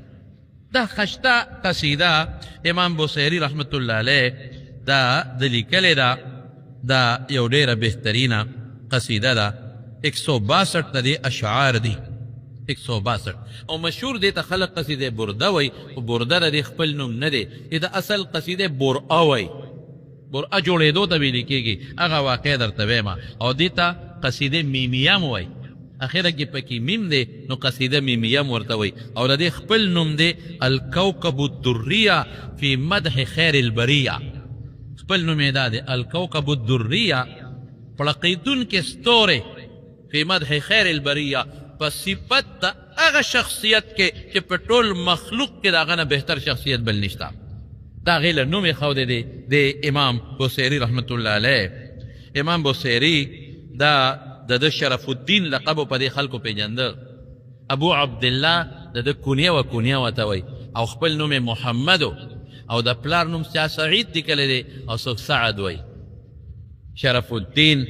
ابو عبدالله محمد ابن سعد البصيري او بصير په دغه علاقه کې یو کلی دی هغې ته نسبت دی. دا قصیده د ولي ولیکله دې ته قصیده برآ ولې وایي. بعضې ورته برده هم وایي. خیر د هغې م یو وجه جوړېدی شي هم درته ووایم. دا سړی شاعر ډېر بهترین شاعر او ده چې به کومه شعر و شاعري کوله هغه زمانه د شعر و شاعرۍ وه ډېره زیاته به ډېره زیاته خورېدله هغه شعر و شاعري. د بادشاهانو مجلسونو کې به شعر و شاعري کېدله د وزیرانو مجلسونو کې به شعر و شاعري کېدله او د شعر و شاعرۍ د مشاعرو مجلسونه به کېدل. شاعرانو یو قدر و یو عزت او د خلکو حافظې ښه وې خلکو ته به شعرونه ډېر زیات یاد نو ده به د بادشاهانو قصیدې لیکلې مدیداره قصیده معنا ده یو څه به ووایم یو د هغې په صفت کې د اشعارو یو مجموعه. بیا به لاړ بادشاه ته به یې وروړه انعامونه به یې غېښته. د ډېر زیات صفتونه لیکلي. اخره کې دې فالج و او داسې فالج و چې دې په کټ پرېوت. نو یو سړی یې تپوس ته راغی نو هغه ورته وایي د خدای بنده اوس خمرې او د بادشاهانو دې په لاس صفتونه کړي دي او نظمونه دې لیکلي دي او په اشعارو کې دې د هغې مدحې کړي دي چې ته د رسول الله مبارک د متعلق دې هم جوړه کړې ده که نه. بس دته چې دا ووایي نو نوي نظر مې ولګېد چې واقعي د دنیا د وزیرانو بادشاهانو خانانو ملکانو پیسو والاو خو ما بلا قصیدې جوړې کړې او انعامونه مې وصول کړل د رسول الله مبارک په صفت کې اړومه ټکي نه دي ویل. دا مې څه کړي دي. نو هغه سړی چې لاړ دی خو اوس فالج والی دی په کټ کې پروت دی خپې نشي خوځولی لاس نشي خوځولی دفتر بالج مریض معلومې. نو هغه وخت سره ته دا قصیده جوړه کړه د رسول الله مبارک په صفت کې. دا چې ما تاسو ته وایي مولای صلی وسلم دائما ابدا خدای همیشه په نبی علیه السلام درود نازل کړي. مولای صلی وسلم دائما ابدا على حبیبک خیر الخلق كلهم په خپل محبوب چې ټول مخلوق کې د هغه نه بهترین شخصیت بل نشته. یعنې هغه چې په کم انداز د دا قصیده جوړ سړی حیران شي چې دې قصیدې له خدای پاک څونه لوی اهمیت ورکړی دی. بهان میں د دواو نوینه بهان میں نه زیات خو د دې شرح لیکلی شوی دی. په انګلیش کې د دې شرح شته په لاتینیه کې د دې شرح شته په فرانسیزیه کې د دې شرح شته په پښتو کې شته په اردو کې شته په هندی کې شته په بنګالۍ کې شته. بهان میں دواو نوینه زیات د دې شرح او په ټوله دنیا کې زیات دستونکي قصیده نندار او یوازې دا نه په غټو غټو بلډینګانو باندې خانقاهونو باندې دا خلکو په خشته منقش نقشونګار سره لیکلی ده. د امام بصیري رحمت الله علیه قبر ته چې موږ ورلو ودرېدو په ټولو دیوانونو دا قصیده لیکلې شوې ده. خلکو په خپلو محلونو برکت لپاره لیکلې ده. ځکه د رسول الله مبارک صفت دی. دارونو واورئ په ذهن کې واچوئ چې د نبي علیه السلام صفت که په نثر کې څوک کوي لکه زه د پیغمبر صاحب صفت کوم عامو الفاظو کې او په شعر کې کوي د عبادت دی. الله یې صفت کوي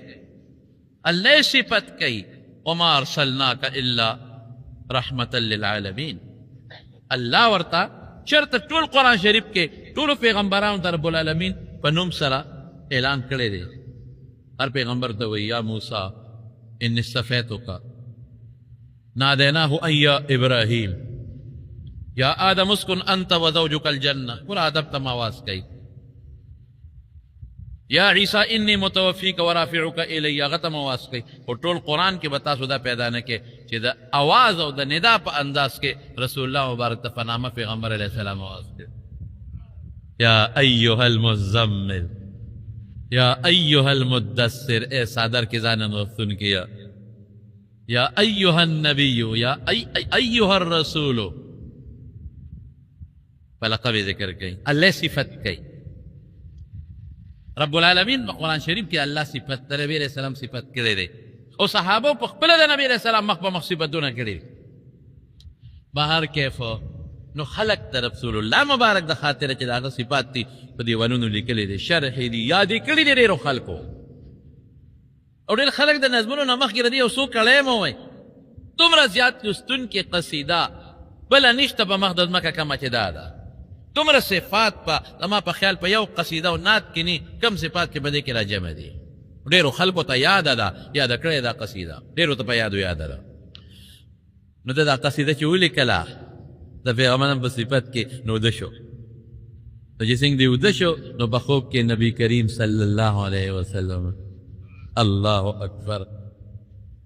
رسول اللہ مبارک و توی سنگے ویسے یو قصیدہ یو نات میں جوڑ کردے استا پا صفت کے درتاو نوے ما پیو روا نو دے وطا باغا خوب کے بخوش آوازے شروع شو او دا نظم داناتی وطا دا قصیدے وطا او چکل دا قصیدہ و دا خوش آوازے محمد ابن سعد بصیری رحمت اللہ علیہ لستلا رسول اللہ مبارک دیر پا شاق وورے دلا او چی سنگے وورے دلا نو پیغمبر علیہ السلام والے انعام ورکا سی انعامے والا ورکا جو خی لاس راواغشتا تو پاسے پیراخ کا لاس راواغشتا پاسے پیراخ کا. او بل پیغمبر علیہ السلام سر یو یمنی صادرو پا عربے کے برد یمنی صادر تا وی پرت یخنے تا وی پرت گلے تا وی او برد یمنی صادر تا وی. یمن کے با خاص صادرون جوڑے دل اقی کے با نرے نرے کرخے وی. نو رسول اللہ مبارک یو یمن صدر پا سر وکو گو اگه زان تاو کرو اگه خپل زان نکس کو پا دا پاس واچاو دے راویخ شو چی سنگ راویخ شو اگه صدر دا رسول اللہ مبارک پا دا پاس پرودو او بخپو لاسو جوڑ شوی فالج ختم دی زیاد خوشحال شو تیکو سڑے صدر مبارک روا غزان نریتاو کو او سحر منزل جماعت تروان دی شپینا فالج کی سملی سار جماعت تروان دے شپینا خپل کٹ صادر کی سملی دا پاس پی دا رسول اللہ مبارک صادر پر ہوتے. دا نات دا نبی علیہ السلام صفت دا دیر روی عبادت تے کہ پس صحیح طریقہ سو جوڑ کی خل الفاظ اسل سرے جوڑ کی دا رسول اللہ مبارک صفت پکی ہوئی. شیر خو بدم راغلی تو جماعتون و متعلق دام راغلی دی کہ نہا رسول اللہ صلی اللہ علیہ وسلم عن تناشد الاشعار فی المساجد. جماعتون کی بشیرون نوائی دا ہم راغلی پا حدیث کی. بل طرف تا حضرت حسان ابن ثابت رضی اللہ عنہ چکلا پا جماعت کے دا نبی علیہ السلام ناتوے تو خلقو پہ اعتراض کو وی تسیق پا جماعت کے ناتوے پیغمبر علیہ السلام خو منع کردے دا کہ جماعت کی بشیرون نوائے. نو حضرت حسان ابن ثابت حضرت ابو ہریرہ تو ابو ہریرہ دل تراشا استاد دا خدای پا ذات قسمی ما توایا رشتیا ہوایا چی پا دے ممبر دا رسول اللہ مبارک داغا پا مخ کے ما داغا ناتون ویلی دی کنه دی ویلی او ما دے ممبر خیلی پخپلا چی حسان پا دے پاس شیرون ہوا ما دے ممبر خیلی او دے دعای را تکلی دا چی شاب شیرون ہوایا فإن جبریل محاکا جبریل دی مرگری اب دے مرگری داغا پا مخ کی داغا پا فرمائش داغا پا ممبر داغا دا دعا سرا ما دا رسول اللہ مبارک پا مخ کی ناتون ویلی دی کنه دی ویلی. ابو ہریرہ ویو بالکل زنا چے کائناتم پہ گواہ دی صحابام پہ دے گواہ دی. نو عائشی صدیقی فیصلہ کرے اس بتوے یو حدیث کے بتا ہوئے کہ شیرون و بجومات کی خنری او بلقوا خود دا ہوئے کہ حسان ابن ثابت رسول اللہ مبارک پا مخ کی ناتون ویلی دی. نو سوا کو نو عائشہ صدیقی الشعر کلام حسنه حسن وقبیحه قبیح. به شعر یو کلام دی قافیه ردیف وزن شعری غواړي متخیل مضامین په ذهن کې غواړي د الفاظو قالب غواړي نو شعر یو کلام دی خیه خده و خراب دی خیه خده و خراب نو چې هر کله خیه ښه شو نو چې رسول الله مبارک مخکې حضرت حسان ابن ثابت کوم صفتونه کړي دي رښتیا وایه ښه دي که خراب دي څه وایي واحسن منك لم تر قط عيني واجمل منك لم تلد النساء واحسن منك لم تر قط عيني. اے محبوبہ زما دې سترګو ستا نه خوبصورت انسان بل نه دی لیدلی. واجمل منك لم تلد النساء او ستا نه ډولې شخصیت مور نه دی راوړی چېرته. خلقت مبرأ من كل عيب كأنك قد خلقت كما تشاء. هر عیب نه پاک پیدا تاکہ اس عیب نشتا نه جسمانی شتا نه روحانی شتا نه نسبی شتا اس عیب در کې نشتا نه د سرمن شتا نه د سترګې شتا نه د اندام شتا اس عیب نشتا. او اخیری جمله کې کمال کړی دی كأنك قد خلقت كما تشاء. وی لکه داسې پیدا چې ځان دې څنګه خوښ و لکه چې هغسې خدای پیدا کړي. ځان د خلکو خوښ وسی که نه څنګه چې ستا ځان خوښ و هغسې رب العالمین پیدا کړی. نو کله حسنه حسن نو جومات کې چې رسول الله مبارک مخکې حسان ویلی دي یا نور شعراو ویلی دي. کعب ابن مالک خضرجي هغه ویلی دي رسول الله مبارک زمانه کې شاعرو. عبدالله ابن رواحه د حضور پاک مخکې ویلی دي. نو دا ښه شعرونه دي عبادت دی د پیغمبر صفت دی امانه نه دی. او چې کوم رسول الله مبارک وایي جومات کې شعرونه مه وایه خراب شعرونه د ښځو صفتونه یې پکې د ښځو د ویښتو صفتونه یې پکې د ښځې د غړانګې او د جامو صفتونه یې پکې د لوبو پته راځي د سندرو پته راځي.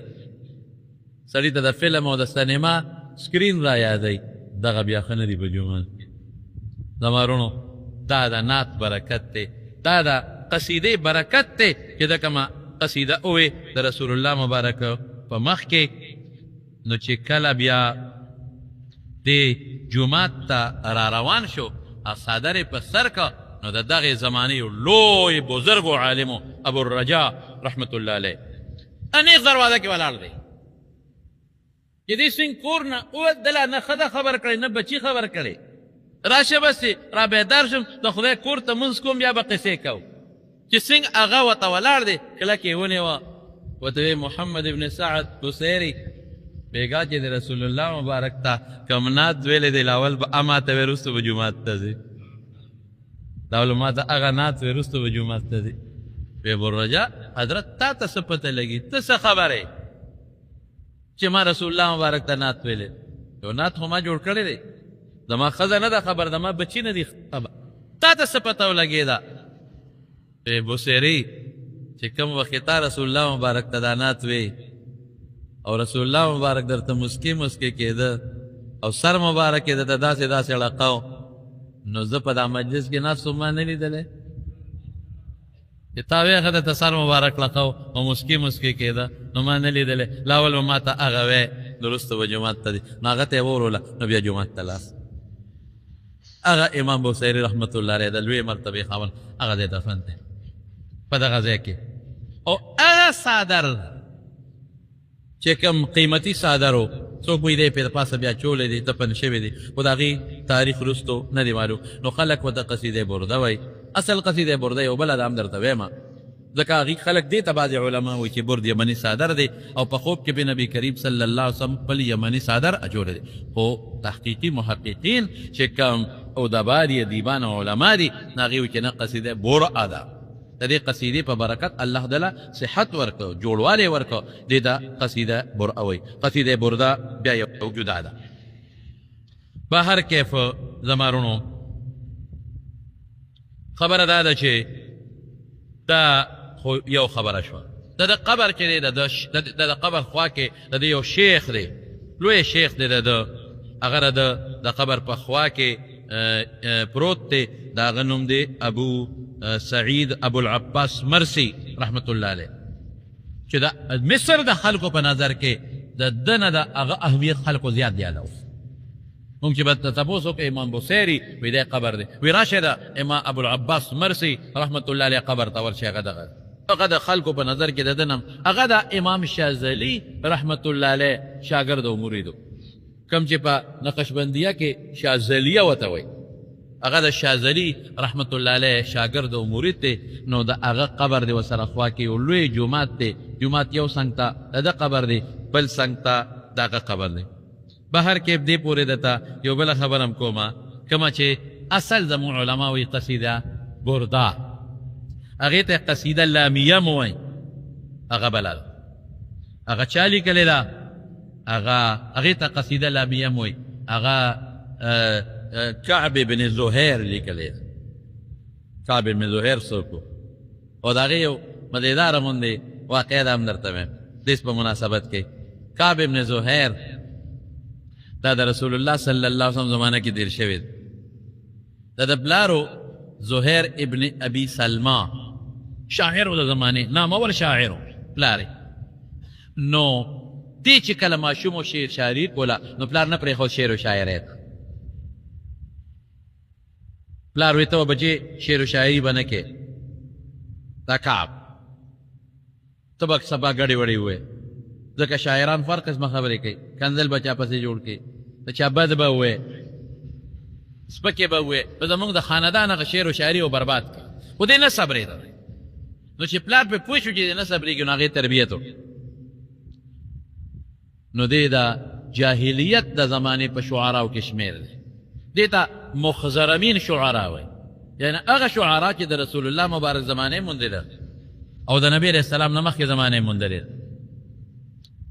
چې کله نبی کریم صلی الله علیه وسلم د الله نبوت ورکړه مدینې منورې ته هجرت وکړه نو دې راووته د دې ورورو د ده رور بحیر ابن زهیر دواړه راووتل ګډې چیلې ورسره دي نو دا رور یې ده ته وایي دا بحیر د کعب ته ورته یې وایي چې رور یې د هلک د پیغمبرۍ دعوه کړې ده او زه ځم د ده لږ معلومات کوم ته د خپلې ګډې چیلې دې سره وه زه د معلومات کوم چې دا څنګه سړی ده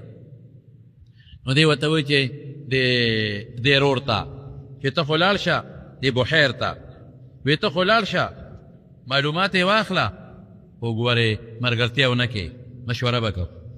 هغه وی ښه نو دا بحیر دا رور چې لاړ دا سن 7 هجرۍ نه مخکې خبره ده مدینې منورې ته نبی کریم صلی الله علیه وسلم ته چې ورسېد نو پیغمبر علیه السلام وپېژنې ځکه پلار یې د زمانې لوی شاعر و زهیر ابن ابي سلمى لوی شاعر و نو هغه وپېژن نو نبي علیه السلام د ایمان دعوت ورکړو نو دا رور دا بحیر یې خدای پاک مسلمان دې کله مسلمان شو نو واپس راغی نو د کعب ته د خپل لور د شاعر ته وایي چې رور یې خو ما وپېژنده خو رښتونی کس دی او د خدای رښتونی پیغمبر دی ما خو په ایمان راوړو په دې رور ته غوسه شو ورور ته ډېر بد رد ووایي درې سپکې ورته وایي او د هغې نه پس دونه الټه شو دومره چې د رسول الله مبارک په بدو کې شعرونه شروع کړه حج ورته وایي په عربۍ کې د هغه سپکې د حضرت ابوبکر صدیق سپکې شعرونه جوړ کړل نو زموږ د شریعت قانون دا دی چې کوم انسان د نبی علیه السلام سپکه ووایي که په نظم کې وي که په نثر کې وي دی واجب القتل دی نو رسول الله مبارک ته چې پته ولګېدله چې کعب ابن زهیر ظالم خو په ما پسې بلا سپکې وي په شعرونو کې او زما ډېر بدې ویلي دي او د حضرت ابوبکر صدیق رضی الله عنه ویلي دي نو نبي صاحب مباح الدم کو اعلان وکړو چې کم ځای کعب ابن زهیر جاګیر کمړی کوي نو صحابه دې دا 7 هجري د تقریبا صحابه خواره دي د حدیبیې د صلح نه پس زمانه ده اسلام خور شوی دی نو دی غریب پریشان و چې خدای دا به څه کېږي زما متعلق خو نبي علیه السلام د مرګ فیصله کړې ده او کوم مسلمان له په ګوتو ورلم خو ما پرېږدي نه نو دی به کله طایف ته کله یو خوا ته کله بل خوا ته ورور ورته وې ځمکه پې تنګه شوه وې ورورې خیر دی په دې کې دی چې لاړ شو مسلمان شه دی لاړ مدینې منورې چې مدینه سن 7 هجري ده اوس چې مدینې منورې ته راغی نو رسول الله مبارک نه پېژنده نو سلام یې واچو د پیغمبر علیه السلام مبارک مخ کې ودرېد نبی علیه السلام ته دی وایي چې د دې وپېژنده ویې نه مې نه پېژند وی د کعب ابن زهیر بس چې دی وی د حضور پاک پاره مبارک اوچته شو. وی ابوبکر هغه شعرونه د څه ویلي دي؟ زه نه ویم درته هغې کې یو ډېره غوندې بدي ده. څه ویلي؟ ابوبکر صدیق ته یاد وی دی ویلي. نو چې کم ځای کې لږه سپکه وه نو هغې سر کې اخر کې میم راځي نو د هغه په نون بدل کوي. ما داسې نه دي ویلي، داسې مې ویلي. نو شاعران خو بیا عجیبه که نه دي، خو زمونږ د دې کتابونو کې یو شاعر تېر شوی دی متنبي، نو هغه زهیر یو سړی و، هغه سره روان نه شو. نو هغه سپکې ورپسې و چې په شعرونو کې چې د باد بڼه یې کړه. نو یو ځل دا متنبي په لاره روان و، باران دی او زول طوفان دی، اومقه زهیر په مخه ورغی چې هغه ته د باد بڼه په شعرونو کې جوړه کړې وه. نو زهیر د مټو مې راځه کور ته یې بوته ورې ورته بل کالوا ملوې پې وخوړه او رضا یې کړی. رضا خو نو لکه خپه خو ته هغه و، خوشحاله یې کړ، الوا خو ډوډۍ موډۍ ګرم یې کړ. نو دې غریب ملامت و چې ما د سره څه کړي دي او د ما سره څه وکړ. نو چې بار لاړه بیا د هغه صفتونو کې قصیدې شروع کړې.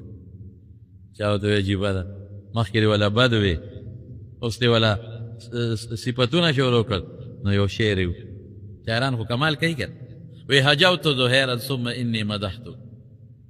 هجوت زهیرا ثم انی مدحته ولا زالت الاشراف تهجا وتمدح. بلاول میں د زهیر بد وی په شعرونو کې هجوا، اوس مې ولا صفتو کو وی شریفان خلق چې دي کنه وی څوک یې خوي کله څوک خوي او کله خلق بدو. هم یو شریف شخصیت دی. نو چې دی رسول الله مبارک ته مخامخ ودرېده نو د پیغمبر علیه السلام په مخ کې یو لویه قصیده وه. نو د هغې قصیدې خو ډېر اشعار دي، خو یو مشهور درته ویم، یو د رسول الله مبارک صفت والا دی. سرنامه خو یې دا ده چې بانت سعاد فقلب اليوم مدبول متیم اسرها لم یحد مقبول. دې وجې نه څوک ورته قصیده بانت سعاد وایي. د شاعرانو به دا مقصد و چې دی به یو شعرونه قصیده وي، مخکې به د ښځو صفتونه وکړه. د ښځو هغه ښکلا به بیا د خپل محمود چې چا صفت و هغې ته راواړوله. نو هغه کم اصلي شعرونه چې کم دي ډېر دي، په یو دوه درته ویم چې ستاسو ذهن یې وان. یو دا دی ان الرسول کنور یستضاء به، ان الرسول کنور یستضاء به مهند من سیوف الله مسلول. ان الرسول طالبان بکویږي د الف لام د عهد دا پیغمبر چې دی ګده مبارک یو ته یو ونیول، دا مبارک پیغمبر چې دی کنور یستضاء به، رڼا ده رڼا، هغه رڼا چې خلک هغې سره په لاره ځان ته لاره روښانه کوي. رڼا ده رڼا، جسماني رڼا ده، روحاني رڼا ده، دینی رڼا ده، شرعي رڼا ده، جسماني نوراني هره رڼا ده. او داسې رڼا لکه سړی ځان سره بیټري وړي چې لار کې راته مشکل نه، تیاره به ختمه شي. یستضاء به، تیاره به ختمېږي. ابو طالب وی بخاری کې راځي یو وخت کې رسول الله مبارک ماشوم و، باران نه کېده، نو رسول الله مبارک یې راوسته او ویې درو. الله وی ما ته پته ده زما دا رواره یو مقام لري، الله ما ته پته ده چې زما د دې رواره یو شان دی، زما د دې رواره څومره ښکلی مخ دی. الله د ده په دې مخ درنه سوال کوم باران وکړه. لا خلک خواره شوي نو چې پیغمبر مبارک ماشوم دی، خدای باران شروع کړو. وابیض یستسقى الغمام بوجهه، خشته دی خشته، یستسقى الغمام بوجهه، او د ده په مبارک مخ اوریځ نه خلک سوال کوي. الله نه سوال کوي خو د اوریځ نه چې باران ووروه. سمال الیتامى عصمة للارامل، یتیمانانو کونډو له فایده ده، مأوا ده، هغې له یتیمانانو خدمت کوي، کونډو خدمت کوي. نو دیم رسول الله مبارک په شان کې څه وایي؟ ان الرسول کنور یستضاء به، دا پیغمبر رڼا ده، یستضاء به، خلک تیارې لرکولو دپاره د پسې روان دي، د جاهلیت او د کفر او شرک تیارونه خلک وسته. او ظاهري رسول الله مبارک خشته دی، ظاهري ښکلی دی او مزیدار دی. بیا څه وایي؟ مهند من سیوف الله لمسلول، دا هندستانی تور به خلکو خشته، دا به هندستان کې به اعلی تورې جوړېده، اب ډېرې زیاته قیمت دی وي. نو د تیکې نه بار توره ده، هندستانی توره ده، او د الله د تورو نه توره ده، څوک ټینګېرې ورته نه شي. الله به ورسره مدد کوي. او بیا څه وایي؟ نبئت ان رسول الله اوعدني. الله اکبر. یو ټکی کې کمال کوي. نبئت ان رسول الله اوعدني والعفو عند رسول الله مأمول. وی ما ته دا خبره ملو شوې ده چې د خدای پیغمبر ماله دمکی را کړې. نبئت ان رسول الله اوعدني. زه دې نه خبر یم چې ما متعلق دمکی ورکړې ده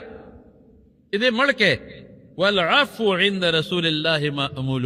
او د پیغمبر د خدای د پیغمبر مخ کې خلق د عفو امید لري. دا قصیده چې کله رسول الله مبارک ته وینا ورته مسکی مسکی کېده او سر مبارک یې ورته اړکاو. تاسې ټالی ورسره وایي ټالی. او چې ده به یو شعر ووایي نو رسول الله مبارک به شعر دوباره په خپله خوله مبارکه ووایي. د صحابو توجه پیدا کوله چې واورئ. خلک وایي شعرونه نعتونه قربان د رسول الله مبارک نه. هغه له خدای په کم انداز کمال نه دی ورکړی. په کوم انداز دا کمال نشته. هغه د کمال صفت به په نثر او نظم کې څنګه یو سړی نه کوي، خوند به څنګه نه ورکوي مسلمان لا. نو رسول الله مبارک به ورته داسې طالع والے مسکې ورته مسجد نبوي کې. او چې ده به یو شعر وی ورسره به دوباره نبي علیه السلام ووی. صحابو ته متوجه نو چې کله دا شعر خلاص کړ دا خو ما یو دوه درته وی. نو رسول الله مبارک یو یمني څادر په اوږو هغې کوس کو د دی ور واچو په اوږو. دا تحفه د انعام امن میلاو شو. داسې امن میلاو شو چې دا څادر در باندې انسان نه یوازې امن نه،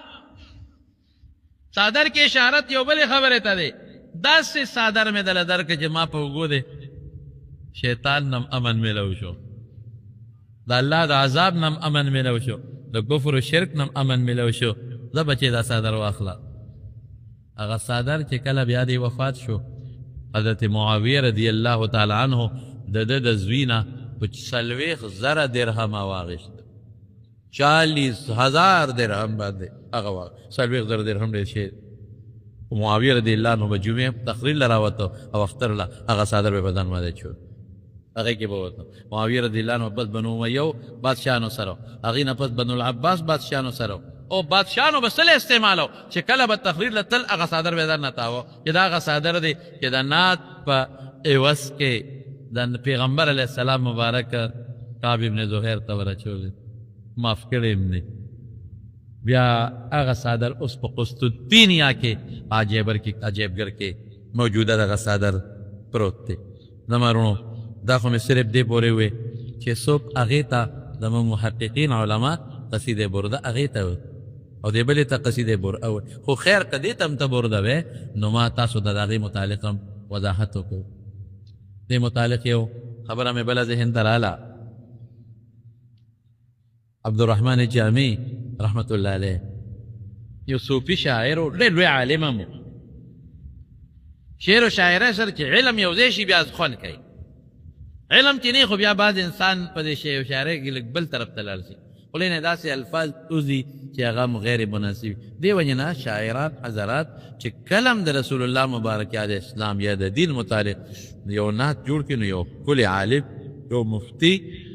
لوی عالم ته دې ښایي چې ته وګوره دې کې څه غلطي شته او که غلطي پکې نشته. بعضې وخت کې غلطۍ موږ اورو. بعضې شاعران بعضې شعرونه ووایي هغې کې د غلطۍ شوي، هغې کې د رسول الله مبارک داسې صفت وکړي چې هغې کې د بیت الله توهین پکې راشي، د مدینې منورې داسې صفت وکړي چې د مکې مکرمې توحید ترې راشي. دا د توبې مناسبه ده غوندې ده. داسې صفت د مدینې منورې وکړي چې د بیت الله توهین پکې راشي. نو داسې به هم نه کوي. یو عالم ته دې ښایي. عبدالرحمن جامی رحمت الله علیه یو کتاب لیکلی دی الفوائد الضیائیه د کافیې شرحه ده. موږ خلک ورته شرح جامي وایي. صوفي شاعر و دیب شاعر د رسول الله مبارک صفت کې یو قصیده ولیکله فارسی کې. روان شو مدینې منورې ته. د مدینې چې کوم گورنر دی هغه خوب ولیده. رسول الله مبارک په خوب کې ولیده. نبی علیه السلام ته یو قافله را روانه ده د هرات قندهار او د هرات د طرف نه مدینې ته. کې یو سړی د عبدالرحمن نوم دی جامع ورته وایي لر شامنې که چې رانشي اته واپس گورنر چې خوب ولید د مدینې فوراً یې پولیس ولېږل هله شا به لار سارې چې کومه لار را روانه ده د قندهار او د هرات د طرف نه هغې به یو سړي عبدالرحمن جامي واپس کړي چې تا ته د مدینې اجازت نشته پولیس والا لاړل قافله مخې له ورله عبدالرحمن جامي پکې څوک شته خلکو خو لوی عالم و شیخ و لوی صوفي شاعر بزرګ د زمانې یو دا سړی دی وی ته وی تا ته ګورنر د درنه اجازت نشته ته مدینې نه منله بس واپس چې واپس یې که هغه چېرته صبرېده چې پولیس والا لاړل په بل طرف بیا راتاو شو بېګاله شپې له بیا ګورنر صاحب خو ولید وی تا ته ما نه وي چې هغه عبدالرحمن جامي مه پرېږده وی صاحب ما خو منې کړ وی را روان دی منې کړ د بیا پولیس والا ته اډر وکړ چې تاسو ته ما نه دي ویل منې هغې بیا منې کړ چې نه به راځئ چې منې کړ هغه بیا په بله لار راتاو شو ګورنر درېیم ځل کې خوب ولید رسول الله مبارک ورته بیا فرمایي وی تا ته ما نه وي چې دا سړی منې کړه وی حضرت ما خو وی بیا را روان دی د بیا پولیس والا ولېږل وی ګرفتار یې کړي پولیس والا ګرفتار تا موږ منې کوو ته نه راځې جیل کې واچو څلورمه شپه بیا نبي علیه السلام ګورنر صاحب په خوب کې ولید وی دا سړی جیل کې ولې واچو وی حضرت څه وکړو ته وایې مې پرېږد نه صبرېږي نو چې هر کله مدینې ته نه پرېږدي نو ما جیل کې ځکه واچو وی دې مجرم نه دی چې ته جیل کې اچې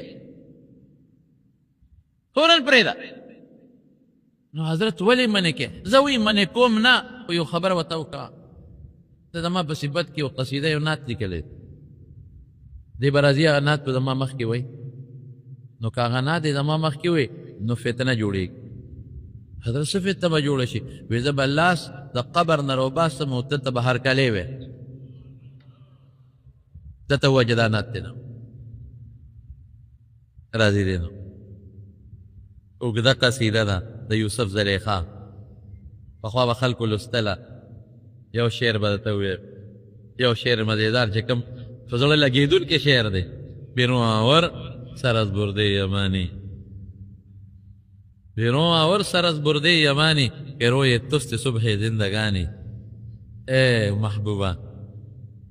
د دې مبارک یمني صادر نه دا مخ بار رو باسه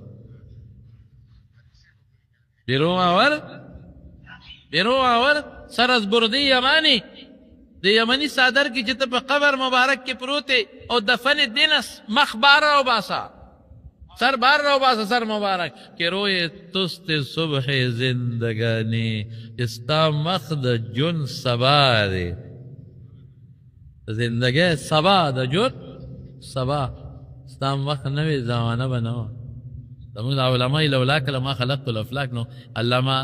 مولا علی قاري رحمت الله علیه په موضوعات کبرا کې لیکلي چې دا الفاظ صحیح نه دي دا ثابت نه دي لیکن مفهوم ثابت دی مفهوم ثابت دی نو که ستا مبارک مخ نه وې نو زمانه به نه وه زمارونو خبر مې دې پورې کوله صفت د رسول الله مبارک عبادت دی اورېدل عبادت کول عبادت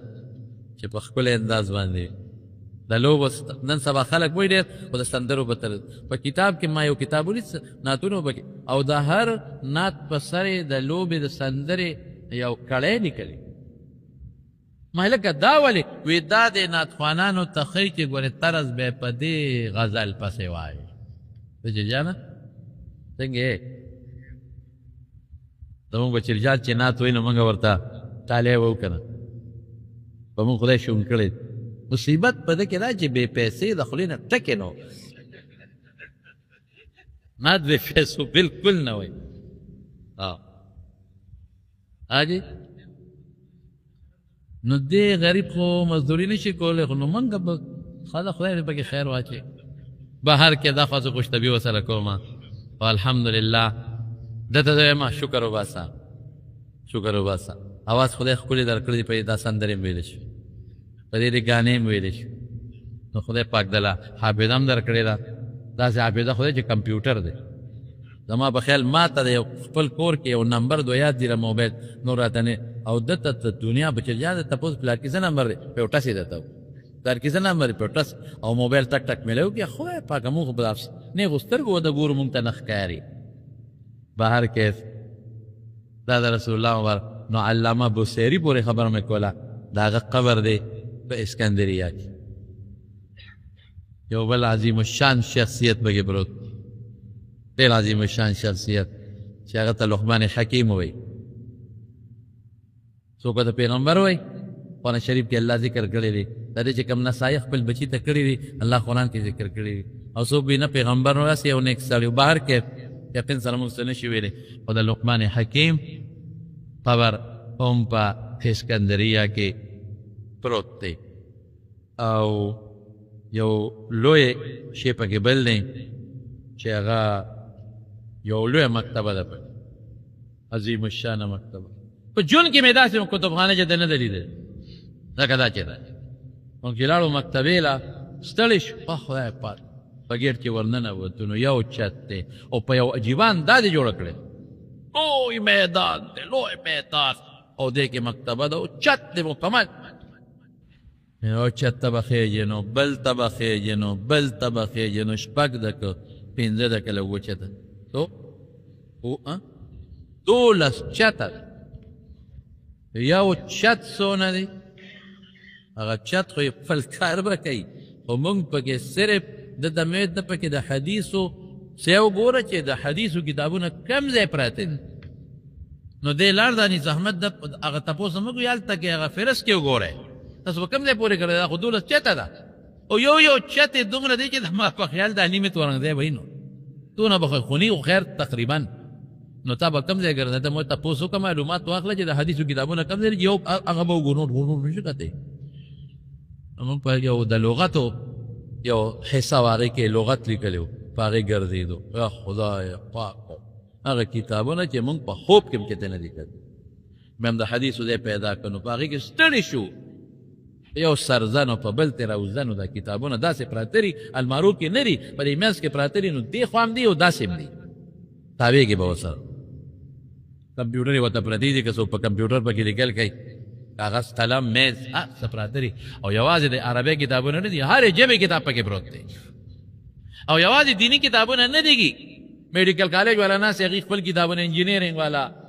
دا چې څومره د دنیا علوم دي د دې ټولو کتابونه پکې پراته دي. هلکان او جنکۍ لګیا دي کتابونه ګوري او خپله مطالعه پکې کوي. یاره زما په اندازه ما لا به دې متعلق خو زه لږ معلومات حاصلوم چې دا په دنیا د ورلډ په حیثیت د 2 نمبر کتابخانه ده. خو زما په دنیا په ټول ورلډ او په ټوله دنیا کې به د دې نه لویه مکتبه او کتابخانه به بل د هغې د کتو دپاره هغوی چې کوم انتظامات کړي دي کورسۍ یې ښودي دي او هغوی ورته کمپیوټر یې ښودي دي که د هغې نه څو پرنټ وباسي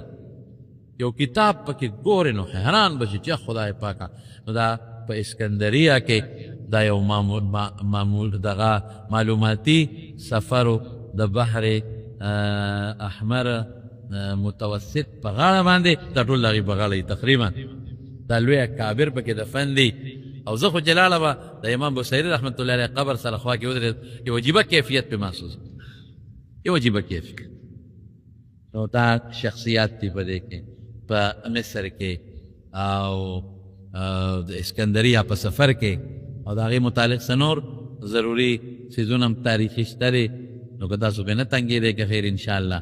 نو یو بل برته آینده جمعه ویمه احرامات مې ولیدل ډېر تاریخي عجیبه حیران بشئ. او میوزیم کې هغه خبیث لا ورله ماله